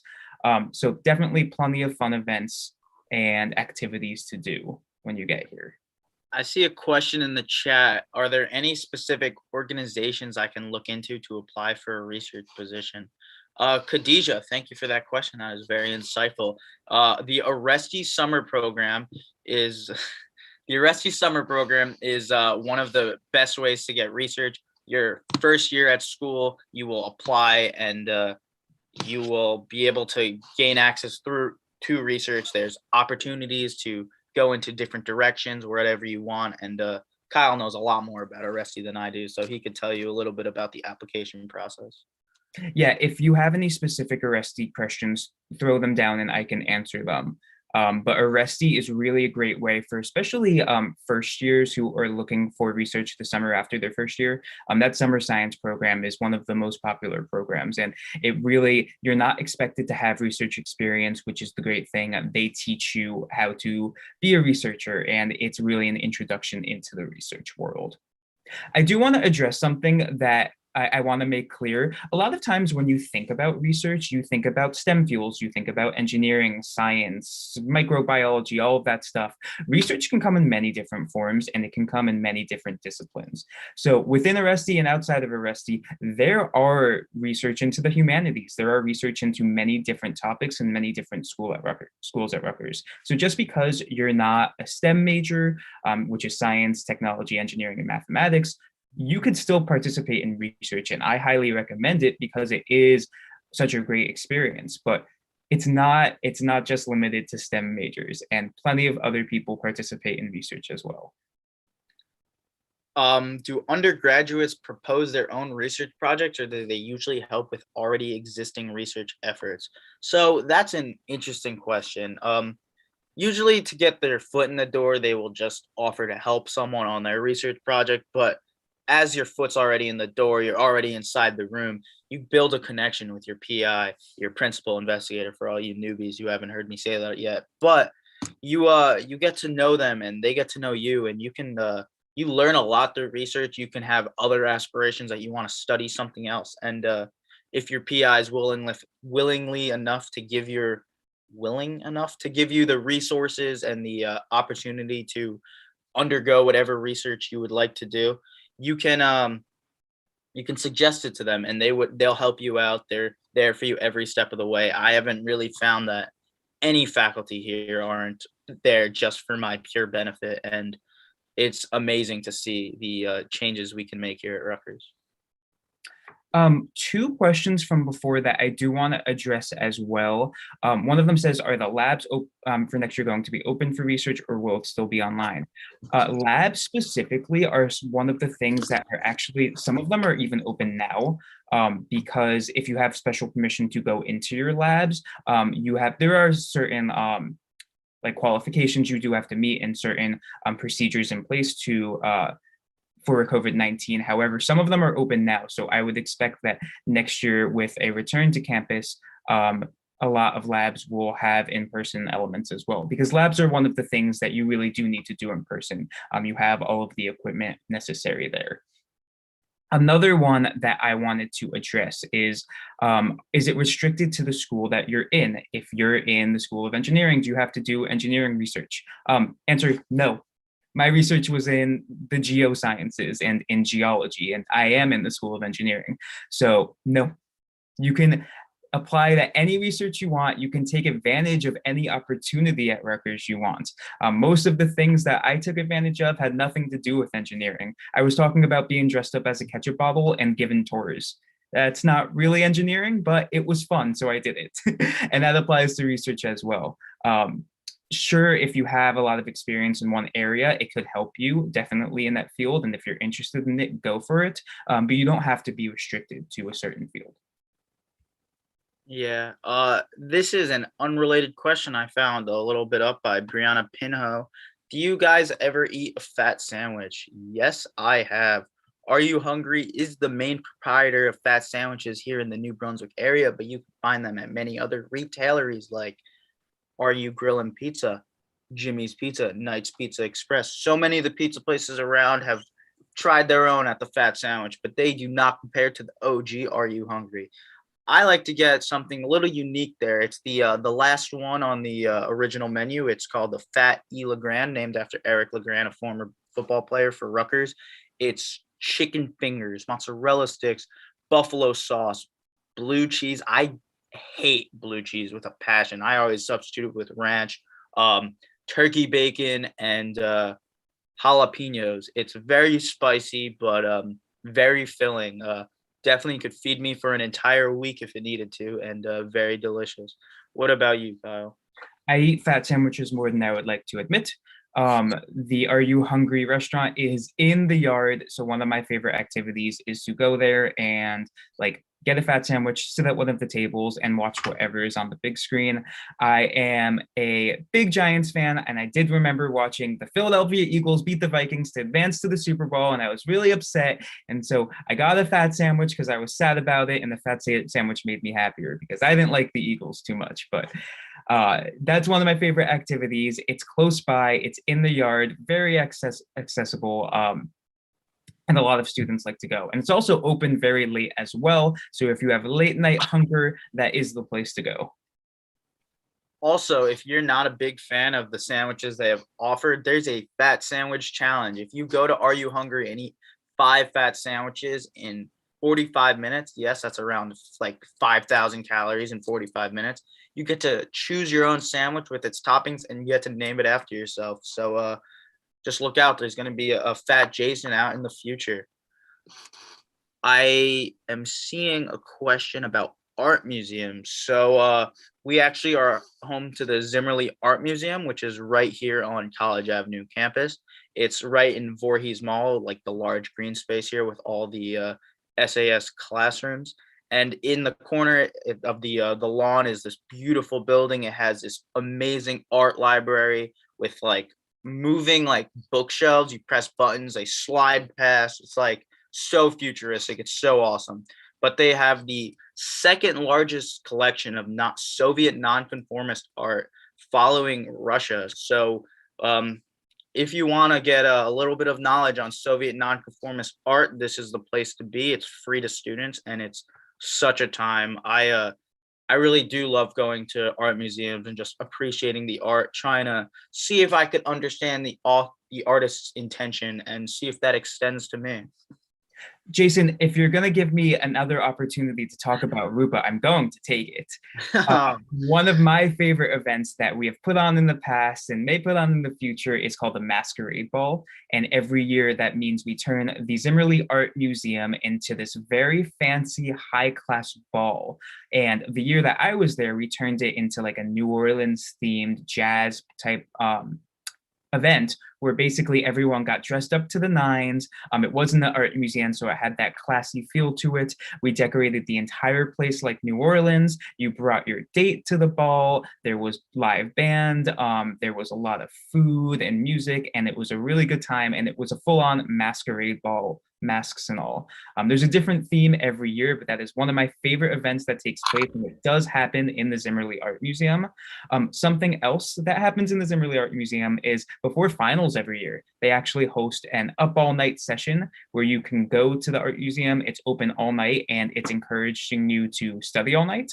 And it's a really fun place to go and study for the whole night because something about being surrounded by art in a quiet environment motivates me to study for finals the entire night and with a lot of students who are doing the same thing. I see we're getting a lot of questions here about research. Let me see if I could cover a few of them quickly. Jason, what skills do I need before approaching professors and participating in their research? So absolutely none. You just need an eagerness to learn and the ability to take failure, because research is all about trial and error. You really won't know what's going to happen until you get there, until you're analyzing your results, and you might easily fail, but don't get discouraged. That's just another thing that now the world knows because of you. So you have contributed to the world with your efforts, and because you came up with negative results, that's still valid data. I also come from a very different situation than most students. I came from this small high school with it was a magnet school, and it had a huge focus on research and science. We had like a tissue culture lab where one of our labs in high school, we cloned a carrot from scratch. My carrot sadly died because I didn't do it right, but I learned a few things about research and how to use gel electrophoresis, PCR, how to micropipette, which definitely became useful in application here. But those are simple lab terms that you will be able to learn through your PI. They'll help you through everything you'll need to do for their study, because they basically design the whole thing, and they just need an extra set of hands to give them a hand to help out. You really don't need much except an eagerness to learn, and the ability to help. And if you don't have that experience from high school, like that's perfectly okay too. I remember being a little bit self-conscious of, oh my gosh, I've never done research before. I don't really know what it is. All of these people I'm talking to have had these labs in their high school. How do I fit in? It's really for everyone, and it's really not expected that you have so much experience coming in. So if that is like a fear of yours, it shouldn't be, because it's tailored to people who are undergraduates and are willing to participate in research and learning how to do so at the same time. Brandon, absolutely not. You do not need to know anything about research to try it in college. College is the time to try new things. So you might hate it, you might love it, but you won't know until you give it a shot. Something that surprised me during my research experience. So right now I'm doing my research virtually, but before it was in person, and we did our experiments on mice. I think the most jarring thing about that is the seminars I had to go and sit through about how to humanely handle mice. We don't really think about it too much about how we treat lab animals, but they're very important to us because they have very similar pathologies to humans, and it's difficult to study a human in its entirety. So we use these organisms, but we respect them at the same time. We don't want to potentially harm them when we don't have to. We feed them on a daily regimen. We make sure they're happy in their cages. We even let them play. But one of the jarring things is when your study will come to an end, you'll have a genetically modified organism perhaps, and there are humane ways to euthanize them, which is not something I have personally done, but it's something I understand would be necessary for very many experiments. But what about you, Kyle? That was a little dismal. What, can you repeat the question? Something that surprised you about research. Something that surprised me. A lot of research is about doing things that really not other people know about. And I didn't realize how much you need to, when you're communicating research, really break down the jargon and explain it in simple terms. A lot of research is you do all of this complicated work into whatever Jason was talking about before, or my landslide susceptibilities and mapping landslides and using geographic information systems, but also breaking that down into simple terms to like really figure out the why. Why are we doing this? What is it accomplishing? What are we trying to prove? And how can I communicate that, right? Because a lot of research is beyond the work itself, and it's about communicating the need for the research and why the research is important and what the research could prove or improve. So it surprised me that there was a lot of talk about how to communicate research effectively, how to make an effective poster or informational video or abstract so that other people could understand and really get what you're doing. That was great. Yeah, I definitely do need to work on my jargon. I know most people don't understand the terms I've been using, but it's just the name of the game. You'll get really into a field one day and you'll know jargon that most of the population won't. But I think something really important to know about the scientific method is that there's all these steps from forming a research question, doing the research, and to finding a conclusion. But the last step and the most important one is communication. You have to be able to share your results, or else they were all for nothing, because if they don't go past your mouth and your work, then nothing will have been gained from the research. So it's very important to be able to communicate it with well-written thoughts and well thought out words that you could speak. I see another question about when to start research. No, you absolutely do not have to do your first year. You don't even have to do it at all. It's only if you want to. So if you don't discover what you're interested in until senior year, so be it. You can start research then, and you can find that you really love it and maybe extend it past your senior year. But there is nothing wrong with starting a later time than anyone else. There's no right way to do it.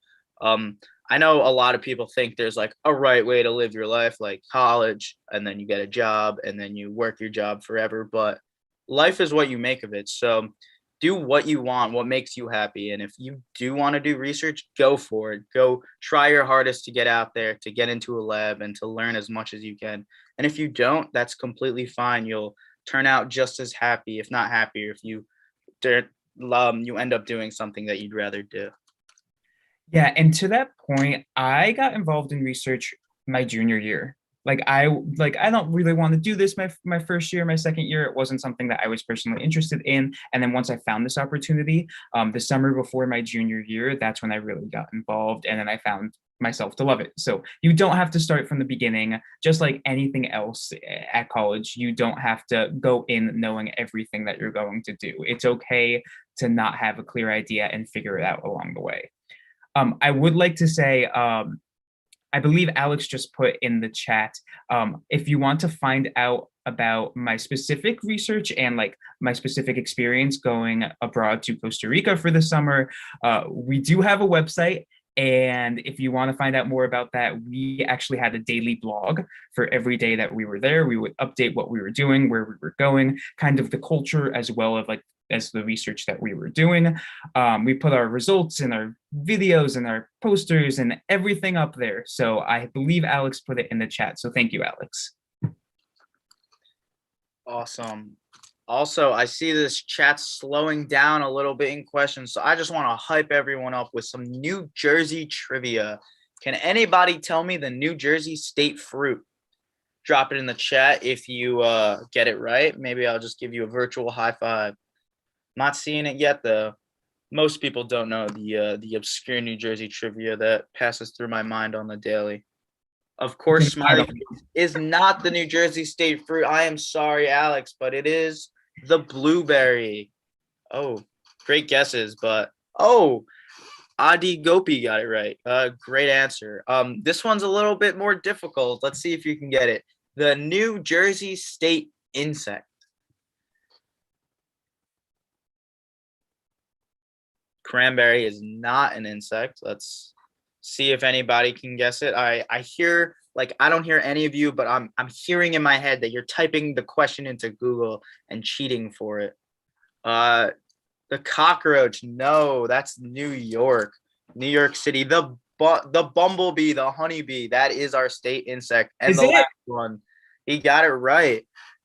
That's 2 in a row. Wow. Let's see if you can get this third one. This is the last one I'm going to give, and then we'll go back to academics and research. What is the New Jersey state seashell? That one's a hard one. The black swallowtail, I'm pretty sure that's a bird. I'm not really sure, but it's not the state seashell.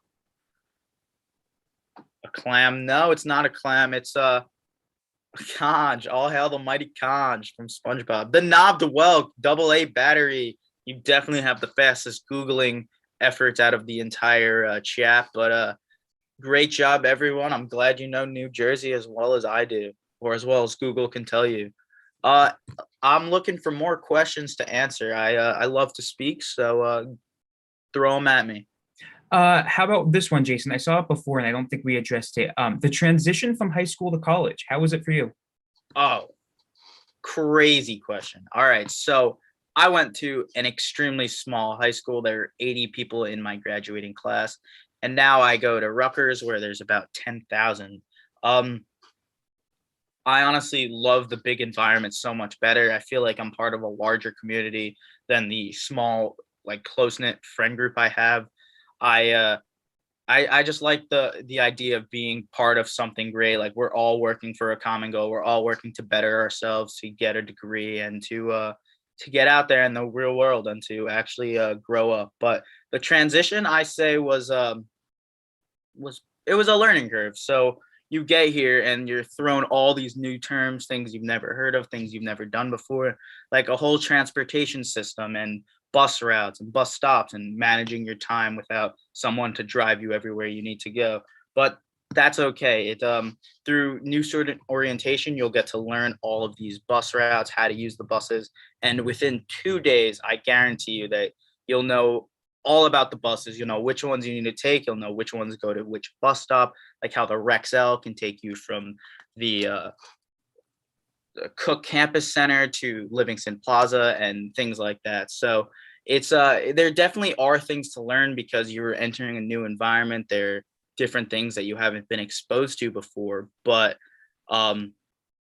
being part of this school, everyone's here to help.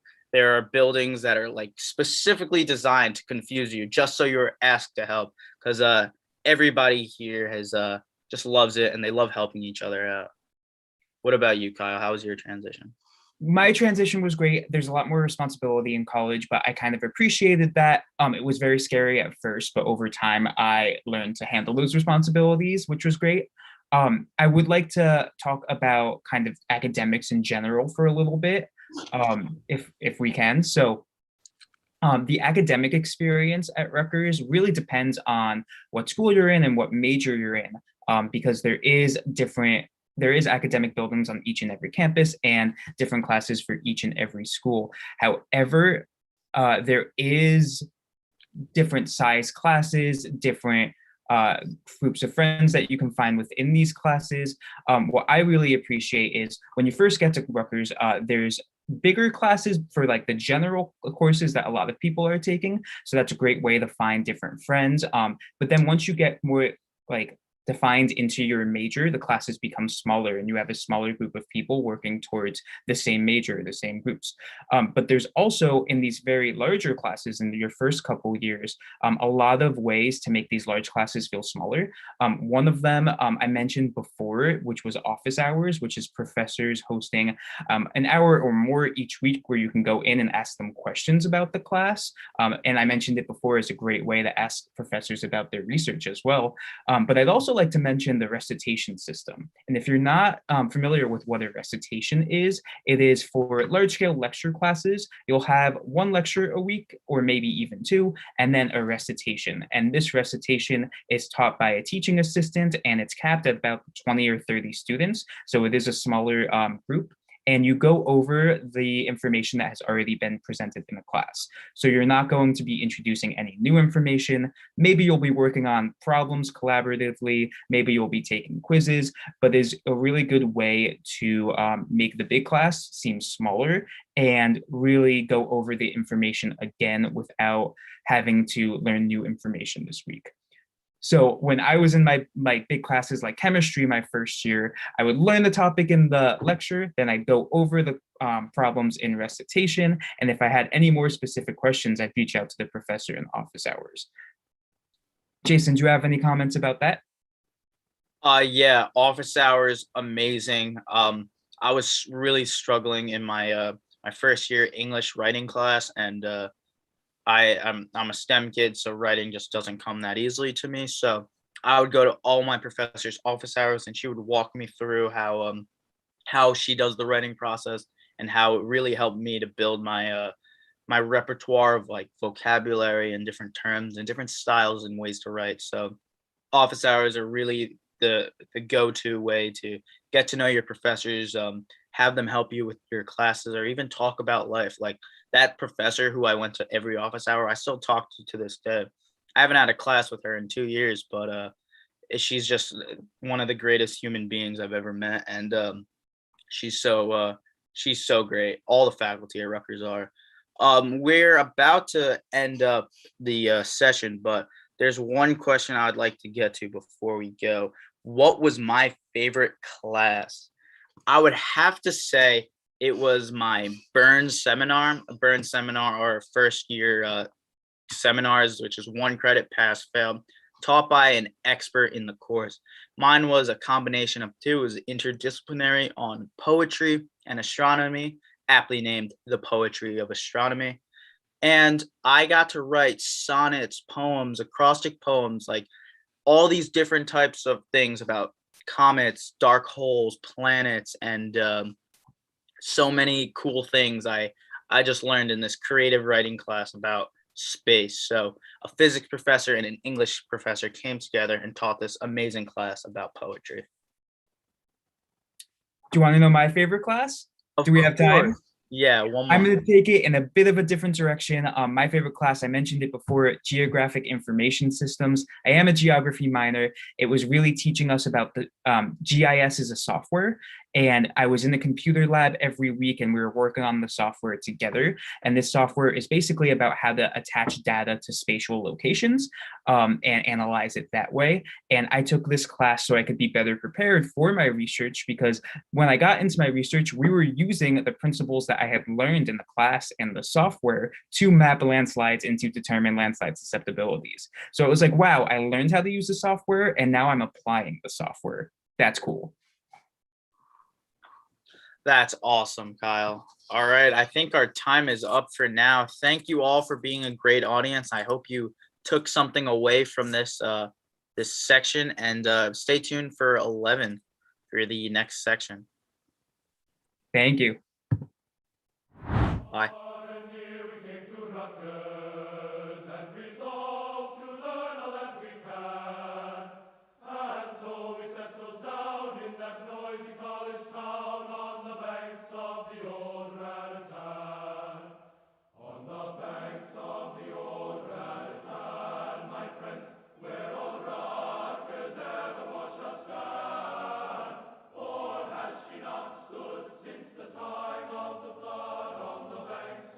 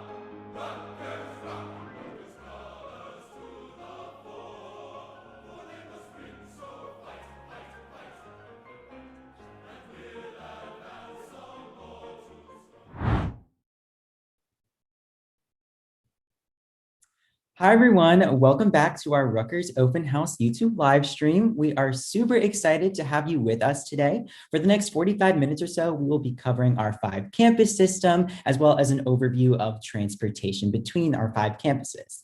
Before we start, I just want to remind everyone here today to click on the YouTube link and make sure you are viewing this on the YouTube page to make sure you can interact with us in the live stream chat. You can ask us any questions or just let us get to know about you too. Before we discuss our 5-campus system and transportation, we're going to take this time to introduce ourselves. So hello, everyone. My name is Nick. I am a sophomore in the School of Arts and Sciences and the School of Communication and Information, majoring in journalism and media studies with a minor in education. I'm from Clifton, New Jersey, which is about 45 minutes north of New Brunswick, but I personally like calling Rutgers my brand new home. On campus, I've lived on the Douglas campus my first year, and I'm now currently living on the College Avenue campus. Besides being a Scarlet Ambassador, I'm involved in RHA, or the Rutgers Housing Association. It's a student-run student government for residence halls. We like to plan really fun events and foster communities within residence halls. And in my free time, I tutor kindergarten students with virtual learning, and I'm super excited to be here virtually with you all today, as well as with Jared. Thanks, Nick. Hi, everyone. I'm Jared. I am a junior in the School of Arts and Sciences Honors Program, as well as in the Blaustein School of Planning and Public Policy, majoring in urban planning and design. So this section is very big to me because transportation is all I ever know. I'm also actually in the School of Communication as well, majoring in communication. I am a full-time commuter. I live right down Route 18, about 15 minutes away in Old Bridge, New Jersey. In terms of my involvement, I am the Vice President of Chapter Development for the student-run public relations firm Scarlet PR, which is a part of PRSSA, and I'm also part of the Rutgers Commuter Student Association. I'm really excited to be here today, and we are going to jump right in. Yes, we are. All righty. So our 5-campus system here at Rutgers is very important to us. It is a special part of what makes Rutgers, New Brunswick, Rutgers, New Brunswick. We are a little bit different than other schools. And if you've never visited a college or never visited Rutgers, it might come as a big surprise and a really cool thing, honestly. So we do run on a 5-campus system. We like to think of them more as like 5 different neighborhoods, or some like to say the 5 parks at Disney World, which happens to be the second happiest place on earth after Rutgers, New Brunswick. Each campus is self-sufficient, meaning they have their own dining halls, residence halls, classroom buildings, and student centers. So technically, a student never has to leave one particular campus, but you'll learn and see very quickly that that is just not how Rutgers students operate, and you will be traveling possibly between all 5 campuses in a singular day or a singular week. We give you this amazing 5-for-1 deal. You get 5 different experiences all here in New Brunswick, and we travel between them via our bus system that Jared will talk about a little bit later every single day.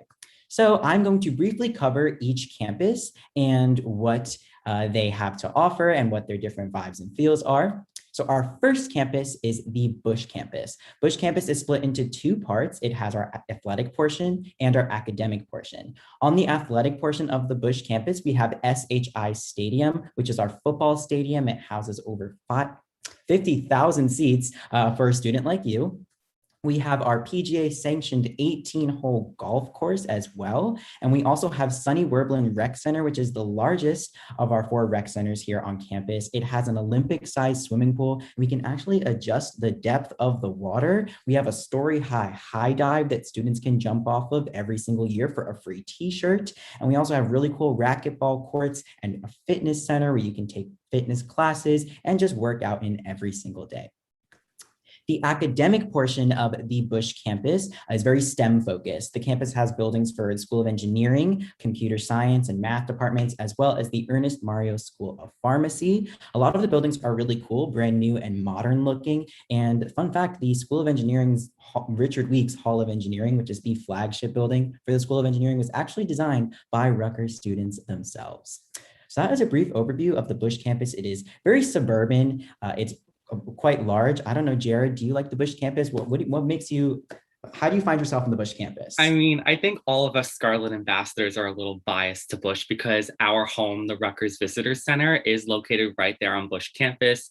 It's one of my favorite buildings there, to be a little more biased about that. I really love that suburban feel about Bush. I think it's our largest walkable campus. So even though Livingston is technically larger by a square foot because of the ecological preserve, Bush is the largest to walk around. It's really nice, it's really quiet. There's plenty of space to just spread out, enjoy yourselves, especially on a nice warm spring day. It's really a great place to go and relax. I do love Bush. I love Bush too. Fun fact, the Student Center on Bush actually has a Moe's inside, and I love Moe's. So you can catch me there in between shifts at the Visitor Center at Moe's. So good.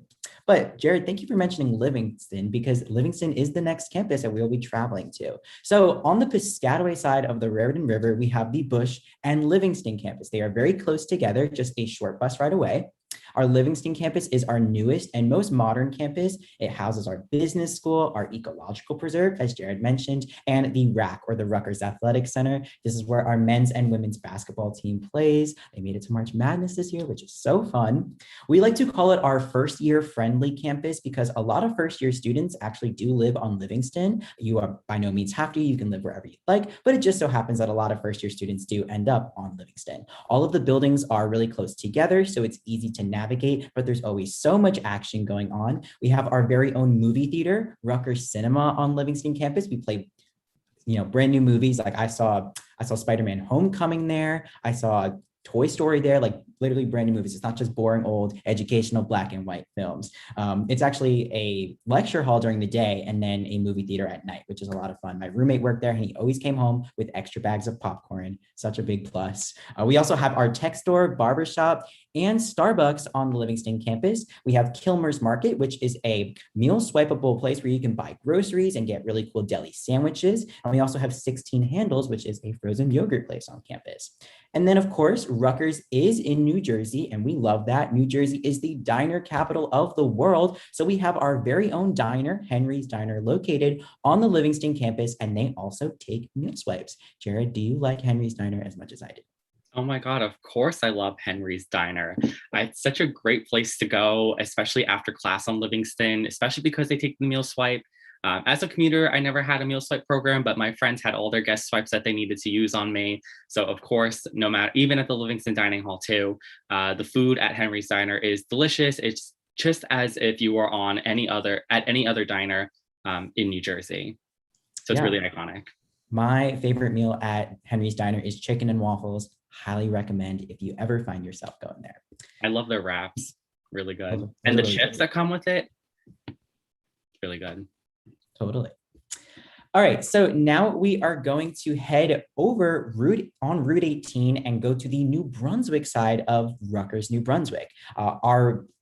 Our most loved campus is College Avenue campus. College Avenue is the heart of Rutgers, New Brunswick, in downtown New Brunswick. It is our most urban campus and houses our School of Arts and Sciences and some of our upper division schools. So my school and Jared's school, the School of Communication and Information, is an upper division school located on the College Avenue campus. When I'm walking on College Ave, I really feel like I'm walking straight through a cheesy college movie. College Avenue has our Honors College. It has our brand new academic buildings, as well as the Yard, which is a really cool hangout spot on campus. It features a giant Jumbotron TV. I've seen movies there. During my first week of my freshman year, I watched Ferris Bueller's Day Off on this giant Jumbotron. They have community Mario Kart races. The Yard has this really cool grass patch that in the fall, it turns into a pumpkin patch. They do Sunday morning yoga. So many events going on at the Yard. And then above the Yard, we actually have the Sojourner Truth Apartments, which are really nice apartments for our upperclassmen here on campus. And just like Disney World, at the end of Main Street, there's Cinderella's Castle. At the end of College Avenue, we have our Rutgers Barnes & Noble with this giant Rutgers clock. It's actually right next door to me right now. I absolutely love it in there. You can get all your books for all of your classes, as well as some Rutgers swag in our swag store, and you can get all your merch over there. Jared, I know you love the College Avenue campus. We have studied at the Yard many a times together. So what do you love about it? Yeah, definitely, especially because it's our most urban campus. Yes, as I'm studying urban planning, I do love the urban environment. So I feel like College Avenue being in the heart of New Brunswick is something that I really enjoy doing, especially because it gives you that city vibe. You can really walk anywhere along the main street right there with the street has its own bike lanes, just like in a city, its own bus lanes, just like in a city, with plenty of places to cross the street and go hang out, whether it's down in Voorhees Mall, which is this area that surrounds a bunch of academic buildings that everyone just goes and lays out in. And yes, at the Yard, where me and Nick have spent plenty of hours studying with that big Jumbotron with the news playing on in the background or some sort of TV show. And of course, with all the food options there, it's incomparable. Yes.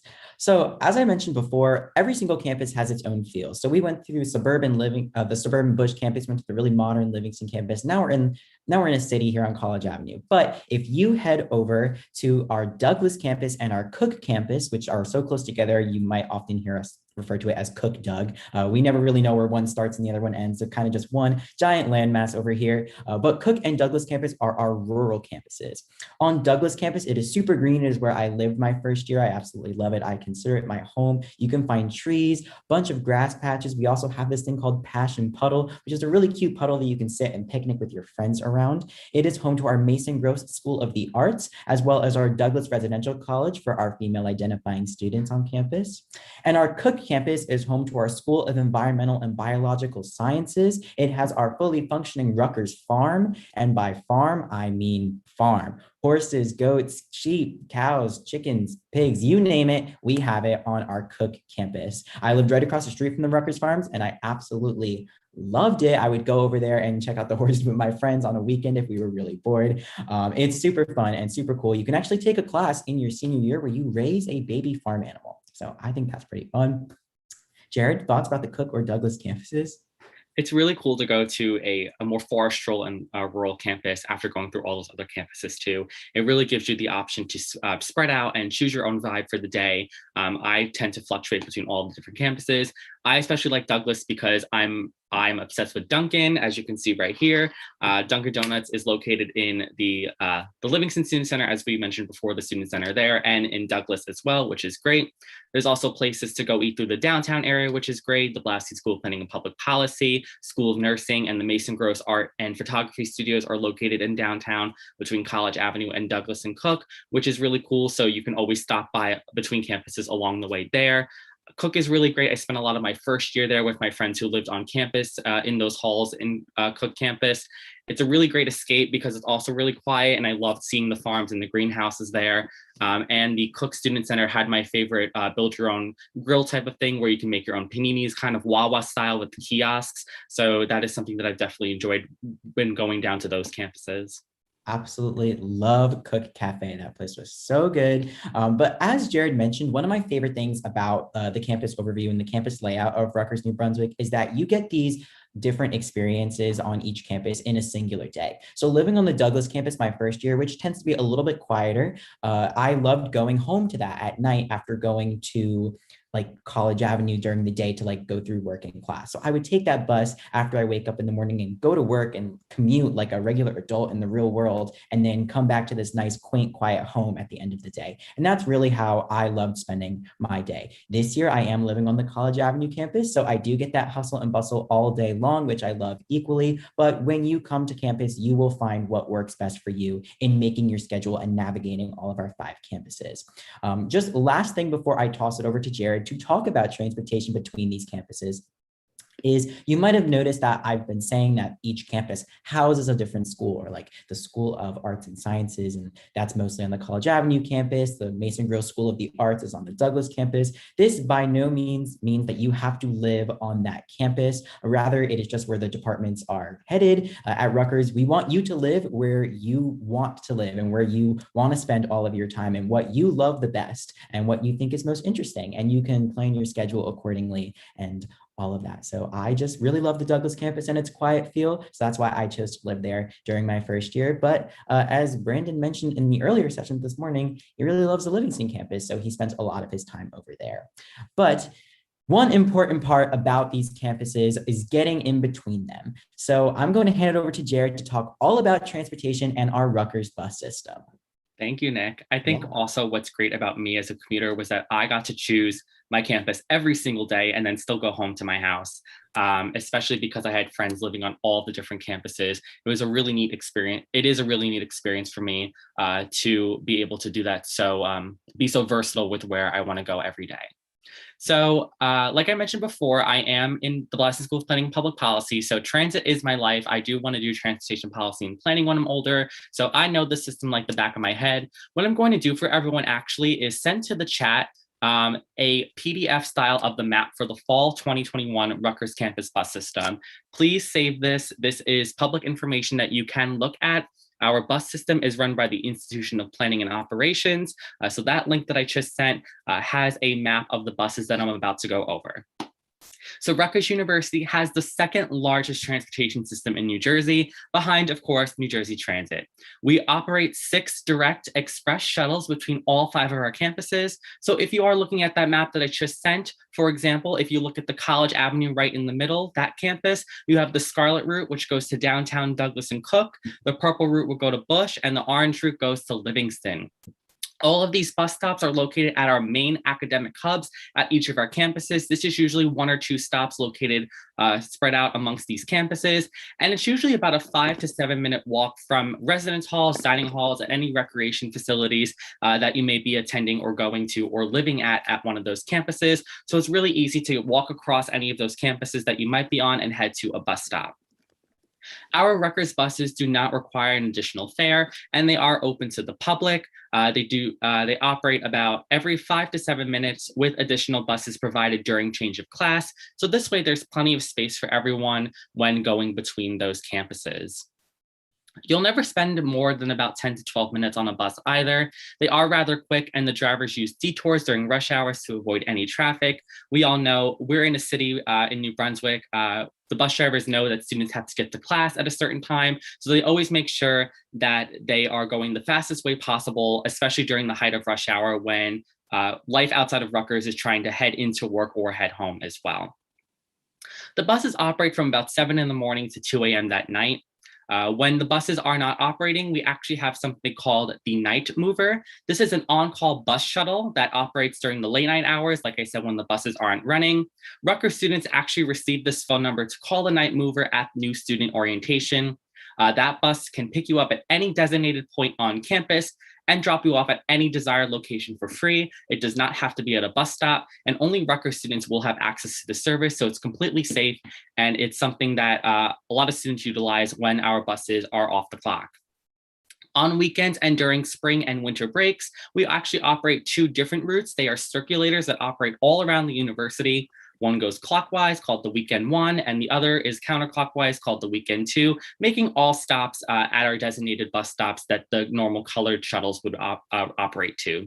These routes operate about every 15 to 20 minutes, so it's still very easy to get around, even when classes are not going on. Nick, as you are someone who has lived on campus, I'm sure you've used those weekend routes. Yeah. A lot more than I do.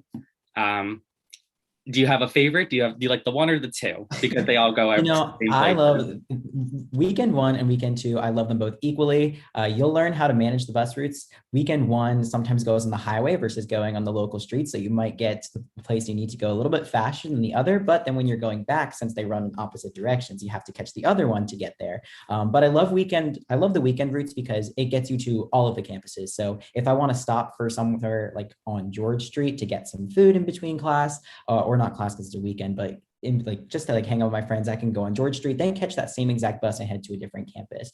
So yeah, the weekend buses are great. It's great that we even have buses running on the weekend. A lot of the times people think that, college campuses aren't alive on weekends, but that's absolutely not true. There are things to do on all 5 of the campuses over the weekend. So the fact that we have a way to get to them is so awesome. Definitely.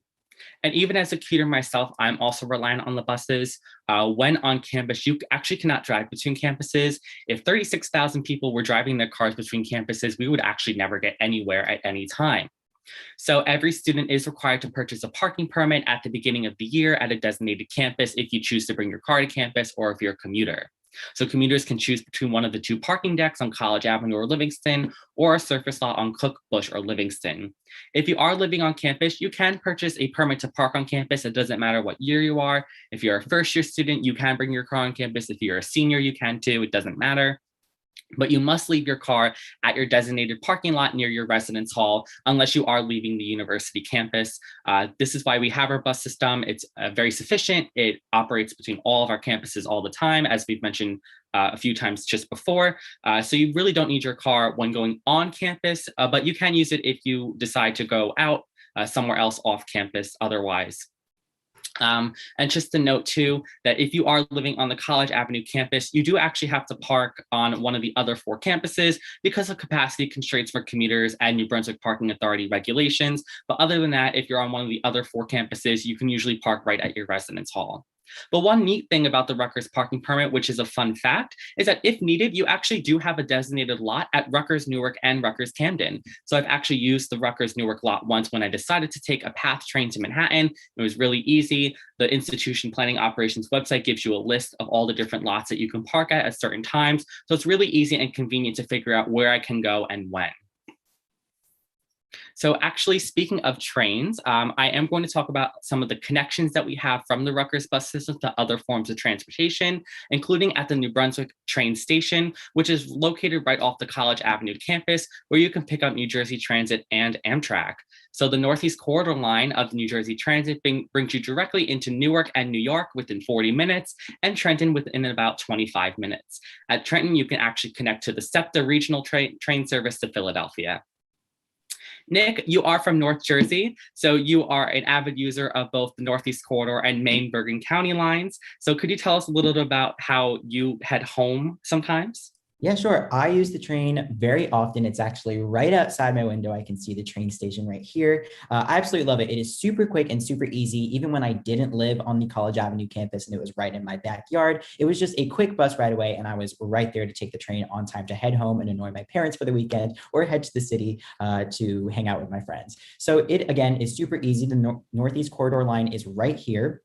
And I would take the train into Secaucus and transfer onto the Maine-Bergen County line, where I would get off at my stop, depending on where I was getting off. So again, it's really, really, really easy to the city. The direct train, again, is about like 45 minutes. For me to get home, it was like just under an hour. It's super convenient. This is also an Amtrak stop. So one of my friends goes to school in DC. So if I ever needed to visit her, I can get on this train and head right to DC. So that is also really, really great. Yeah, I absolutely love it. I didn't realize how important the train would be until I got here and wanted to hang out with my friends or needed to get home for the weekend, and I didn't have a way, but I did have a way, and it was right here. Yeah, that's awesome. And it's a perfect segue because I was just about to mention Amtrak. And I do also want to mention how important the New Brunswick train station is for me too. As I said, I am a commuter. So New Brunswick, interestingly enough, is my home train station. Even when I wasn't a Rutgers student, I've been using the train out of New Brunswick most of my life, so about maybe 14 to 15 years of using the train. And it's really convenient, super fast. Rush hour service is great. There's super express service that can actually get you into Manhattan even faster than 40 minutes. You can easily check the schedule online as well. And if you're not a train person, Coach USA actually has bus service directly into New York from New Brunswick. And the Student Activity Center right on the College Avenue campus usually has bus tickets for a discounted price for students to head into the city too. And so speaking of Amtrak as well, like Nick said, there is service to Washington, D.C., but Amtrak's corridor services can also bring you to Boston, points in Virginia, and Keystone service out to Harrisburg. So if you're in this vicinity of New York, New Jersey, Pennsylvania, and New England, and along the rest of the Northeast Corridor, it is very easy to access New Brunswick. And we even have one long distance train to Savannah, Georgia, that leaves once every weekday in the early morning. So students utilize New Jersey Transit for various reasons, just for example, Nick going home, but also for recreation into the city or for internship opportunities. And those students who obtain internships in New York usually purchase a monthly pass, which is actually discounted for Rutgers students as well, which is great. So that is about everything that I have about transportation right now. Nick, if you have any other personal anecdotes about the bus services, it's really cool. It's actually really funny that I'm able to do this today, especially because of my major. I've actually done research for the Rutgers bus system before, including in some of my classes, I've written papers about restructuring the bus system. I've gotten internships with Amtrak, which is great. And it's just so convenient for me and for my vision for the future. So that's definitely something about Rutgers for me, is because of its mass transit system and how easy it is to use. And for my career path, I'm able to basically incorporate my career into my education, which is really awesome. Definitely. We have some great questions in the chat that we can cover. But before we do that, I just want to say that I feel like a lot of people are scared or nervous about the bus system. But after just a week, Rutgers students know the bus system like the back of their hand. And it's actually something that I know I personally have like fallen in love with. It enables you to never feel trapped in one singular place. Again, you can go to all of the 5 campuses in a singular day and get all these different feels, and it really makes you feel like you're just living a normal life. And I absolutely love that. It's taught me time management. It's so much fun, and you meet people on the bus. Like there's never been a time where I just like don't sit on the bus and just talk to the person next to me. It's always a good time. But we do have some really great questions that maybe we can touch on, things that people are nervous about or things that people are curious about. So Cloud asked this great question of how long a student has to get from class to class with managing the bus system. Jared, do you want to touch on that a little bit? Yeah, definitely. So one thing I also want to mention, speaking of time management and getting to class, is we have a few ways to figure out when buses are coming.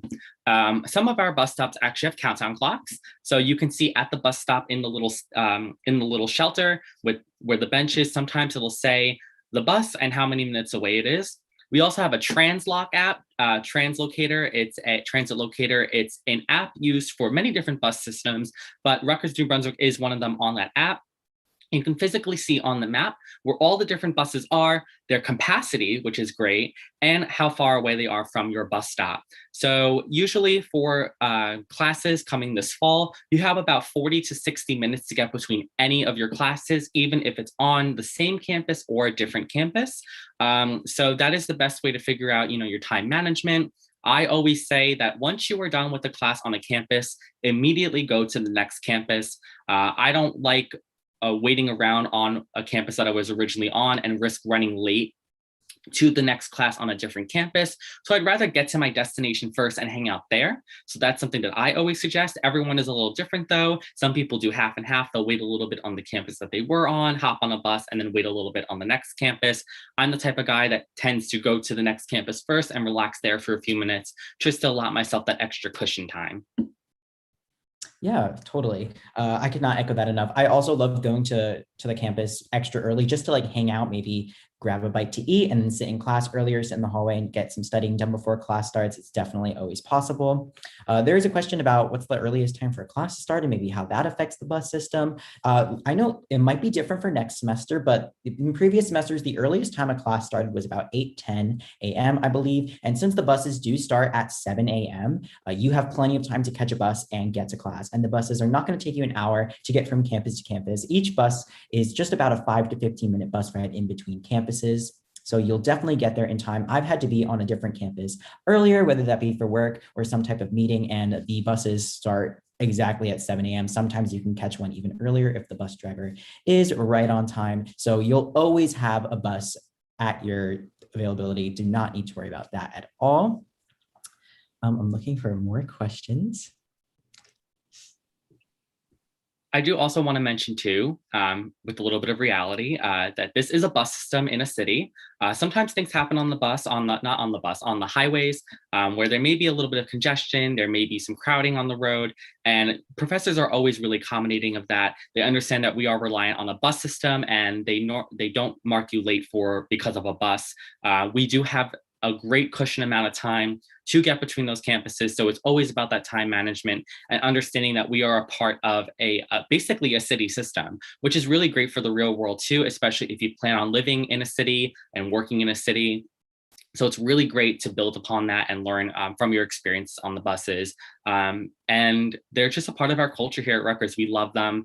It's a great relationship we have with our buses. The bus drivers are really cool too. And I've enjoyed them. Yeah. Okay, we have a question. We're going to talk a lot about housing. We have another housing session later on in the live stream, but this is a great question. Does Douglas house only girls? No, the Douglas Residential College is on the Douglas campus, which is for our female identifying students. But if you love the Douglas campus just as much as me, you can live on the Douglas campus, no matter who you are. Jared, do you know how much the parking permit is for commuter students or for people living on campus? It varies depending on which lot you choose. So I mentioned before that commuters have more options than students who live on campus because they are priority when it comes to cars. They have two different permit options. The surface lots for Bush, Cook, and Livingston, which are outdoor flat lots, and a regular parking lot is a little less than the deck, which gives you the ability to have like an indoor space, especially during inclement weather. So I've always paid a little more for the deck because I personally rather not have to worry about, shoveling out in the snow or having to run to my car in the rain. So I rather have a deck at Douglas or College Avenue, but it really varies. Some people don't mind it. Some people just bring their shovel in the snow. I still have it just in case because some of the spots on the deck are outside. And then in the middle there for people who live on campus, there is a separate permit for those who live on campus. They pay a different price, and they are required to park at the lot that the university decides for them based off where they live. Yeah. And just for anybody that isn't bringing their car to campus, I do not have my car on campus. And I just want to reiterate that it definitely is not a necessary thing. As we've mentioned for half of this session, the bus system can really get you anywhere you need to be. If you think you need to buy groceries, you go to a grocery store. Kilmer's Market on Livingston Campus has groceries for you to do so, as well as all of these places off campus on College Ave. There are plenty of convenient stores for you to get all of your things that you need. In the yard that I mentioned earlier, there is a convenience store where I personally buy my milk and eggs and butter and all of that stuff for my apartment here. So you definitely do not need a car by any means. So just want to also reiterate that in case a student is toying between the fact if they want to bring one or not. Definitely. And I see that Parthy asks, are there a lot of areas we can park near the buses? Most of our parking lots are actually located near those main academic hubs. So it's really easy to park, walk across the street, and wait at the bus stop. And then I also see about biking. Biking on campus is really great. I actually probably want to start doing this in the fall too. All of our buses actually have bike racks, so about 2 to 3 bikes can fit on each bus. You basically signal to the bus driver that you want to bring the bike rack down, and you just pull it down, put your bike on it, and strap it in, and then you walk on the bus. And it's great because you won't forget it because you literally have to stare at it as you're walking off of the bus. And all of our campuses are easily walkable. They are bikeable too. College Avenue, for example, has its own separate bike lane along the main strip. So it really depends on what you want to do. You can bike across the river. The Route 18 bridge between Piscataway and New Brunswick brings you from College Avenue to Bush on its own sidewalk / pedestrian biking path. So you can do that too, but most students just use the buses. Also, this past semester, we didn't mention that we also have electric scooters on campus now. So if you do really need to get to class really quickly, or if you want to go catch that bus, so you need to get to the bus stop a little bit faster, we do have scooters here on campus that are parked in marked locations that you can pick up and drop off, kind of like a city bike if you've been to the city, but they're scooters. They're a lot of fun to ride as well. There was this really cool comment that I like. It says, so Rutgers is basically like its own little city, huh? And there's no better way to describe it than exactly that. I absolutely love looking at it that way. Like Rutgers is my home. It's not just a college campus. This is our home. This is we live in. We live in Rutgers. I absolutely love looking at it that way. I know, Jared, you love a good city yourself. So yes, I do. I also see Sam has been helping us answer that question, but I'll go a little more in depth about the ability to use the bus system. So they are public buses. Yes, you will see other people on some occasion, not really often, because the buses don't actually leave Rutgers University besides the strip in downtown, which is considered the city of New Brunswick, but there are some of our schools located in that vicinity. Professors use the buses sometimes, which is really cool. I used to see my intro to communication teacher hop on a bus with his coffee from the Starbucks at the yard and loop around to the other side of the campus sometimes. People who may work in New Brunswick in the vicinity of the George Street downtown strip may take the bus over to the train station, but other than that, it's 98% of the time students. Definitely. Just got a question. How safe is it to skateboard around campus? Just curious. I'd say it's just as safe as biking. I've seen many people use their skateboards or like electric skateboards. They've been around. Roller skates. Yeah, roller skates. I've seen it all. I kind of like envy people that do have their bikes and skateboards. I think it's so fun, especially because it usually is really nice and it's really scenic as well. So you can definitely skateboard around campus as well. All right, we have another great question. How early do you suggest you get on a bus before a class time starts on another campus? So like I said before, usually let's say I have a class on College Avenue that ends at, I don't know, 10 a.m. and I have a class at Livingston that starts at 11 a.m. Once I'm out of that 10 a.m. class on College Avenue, I go straight to Livingston. I give myself enough time just to hop on the bus. It doesn't take an hour. Like I said, it usually takes about 10 to 12 minutes, but I'd rather not dilly-dally on the campus that I don't need to be on anymore, just in case something is happening on the roadway or there's some inclement weather and the buses are operating a little slower for safety reasons. So I always just want to make sure that I allot at least 30 to 45 minutes before heading to my next campus. If it's your first class of the day, I would say about 30 minutes.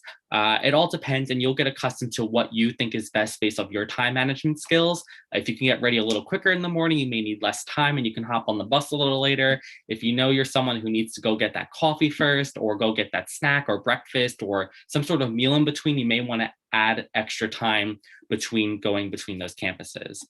Nick, I don't know what you prefer to do. Yeah, it's definitely all about time management for sure. You'll also notice that there are times where the buses may be a little bit busier. You know, we are students all trying to get to places, so the buses may be a little bit busier. At certain times, you'll realize that you might need to catch a bus a little bit earlier than usual. I also, like Jared, my preferred method of going to class is to get there a little bit earlier, not just because I like getting to class early, but just because I might want to stop for like a bite to eat or meet up with a friend before. And you also have to put in the time of like walking. The bus is never going to really take you in the mornings. It might not take you a half hour to get to that campus, but you want to plan a half hour just because the walk to the bus stop, then catching the bus, then the walk from that bus stop to your actual classroom building. There's plenty to factor in, but honestly, it's never really a rough commute. Again, I love doing it. It makes me feel like cool. Like it makes me feel like I'm like living life commuting in a city, and I absolutely love that feel. But just to like reiterate, because I don't really know if we've mentioned it too much, if you are just completely against the bus system and you really don't want to deal with it too much, there are totally ways around it. You can definitely schedule your classes on a certain campus. You can schedule them to limit the bus times. I know I personally don't really like going to too many campuses in a particular day. Sometimes I just like a one back and forth type of thing. So I would usually only schedule my classes on 2 different campuses in a singular day. So it would be one ride there, one ride back. A lot of people like to have class on all 5 campuses in one day. It's totally possible, but you'll learn what you really like. Since we are such a big university and we offered so many class periods and class sections, you might find that same class on multiple different campuses at the same exact time. So if you're taking a big intro class like Intro to Psychology, that class might be on the Cook campus and might also be happening simultaneously on the Livingston campus. So you just pick whichever one's best for you. You're never truly going to be forced to travel to a particular campus unless you are an upperclassman where the department is headed and you're taking a very specific class that might only have one section time. So I do know people that have managed to not take the bus as much as others, but for me and for many students, it again is something that we've fallen in love with and just learn to like use to our advantage rather than as a disadvantage. I did see one question regarding safety on the buses. This will probably be our last question because we do want to allot a little more time to get ready for the president's session, which is next, coming up at 12 o'clock. So we'll explain those instructions at the end of this. So just so you all know that all of our bus drivers are in constant contact with the Rutgers University Public Safety and the police department. They do have a radio in the buses in the event of any circumstances that may arise, including things that may be mechanical with the bus. Remember, this is a bus system. All of our bus stops also have a blue light. Blue lights are these emergency podiums that you can press and it'll simply direct you to emergency services right away and it'll pinpoint your location. I've never felt unsafe using the buses or going around campus or wherever the buses go in New Brunswick. It's always been a very secure place, especially with all those emergency protocols in place as well. So I've really never had a problem.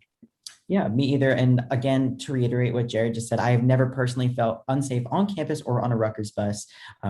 Yeah, there are plenty of amazing questions in the chat and our lovely Scarlet Ambassadors will continue to answer them. But for now, and for the transportation and campus overview section, that is all we have for the day. There's a lot of questions about housing and dining. They will be discussed at our 1 p.m. live stream after our interview with President Holloway beginning here at 12. You can go on the Rutgers On Demand website to click the link for that session. We hope you join us, but for now, that is it. Thank you all so much. We hope to see you all on the banks this fall. Thank you. Bye. Bye. Far and near we came to Rutgers and resolved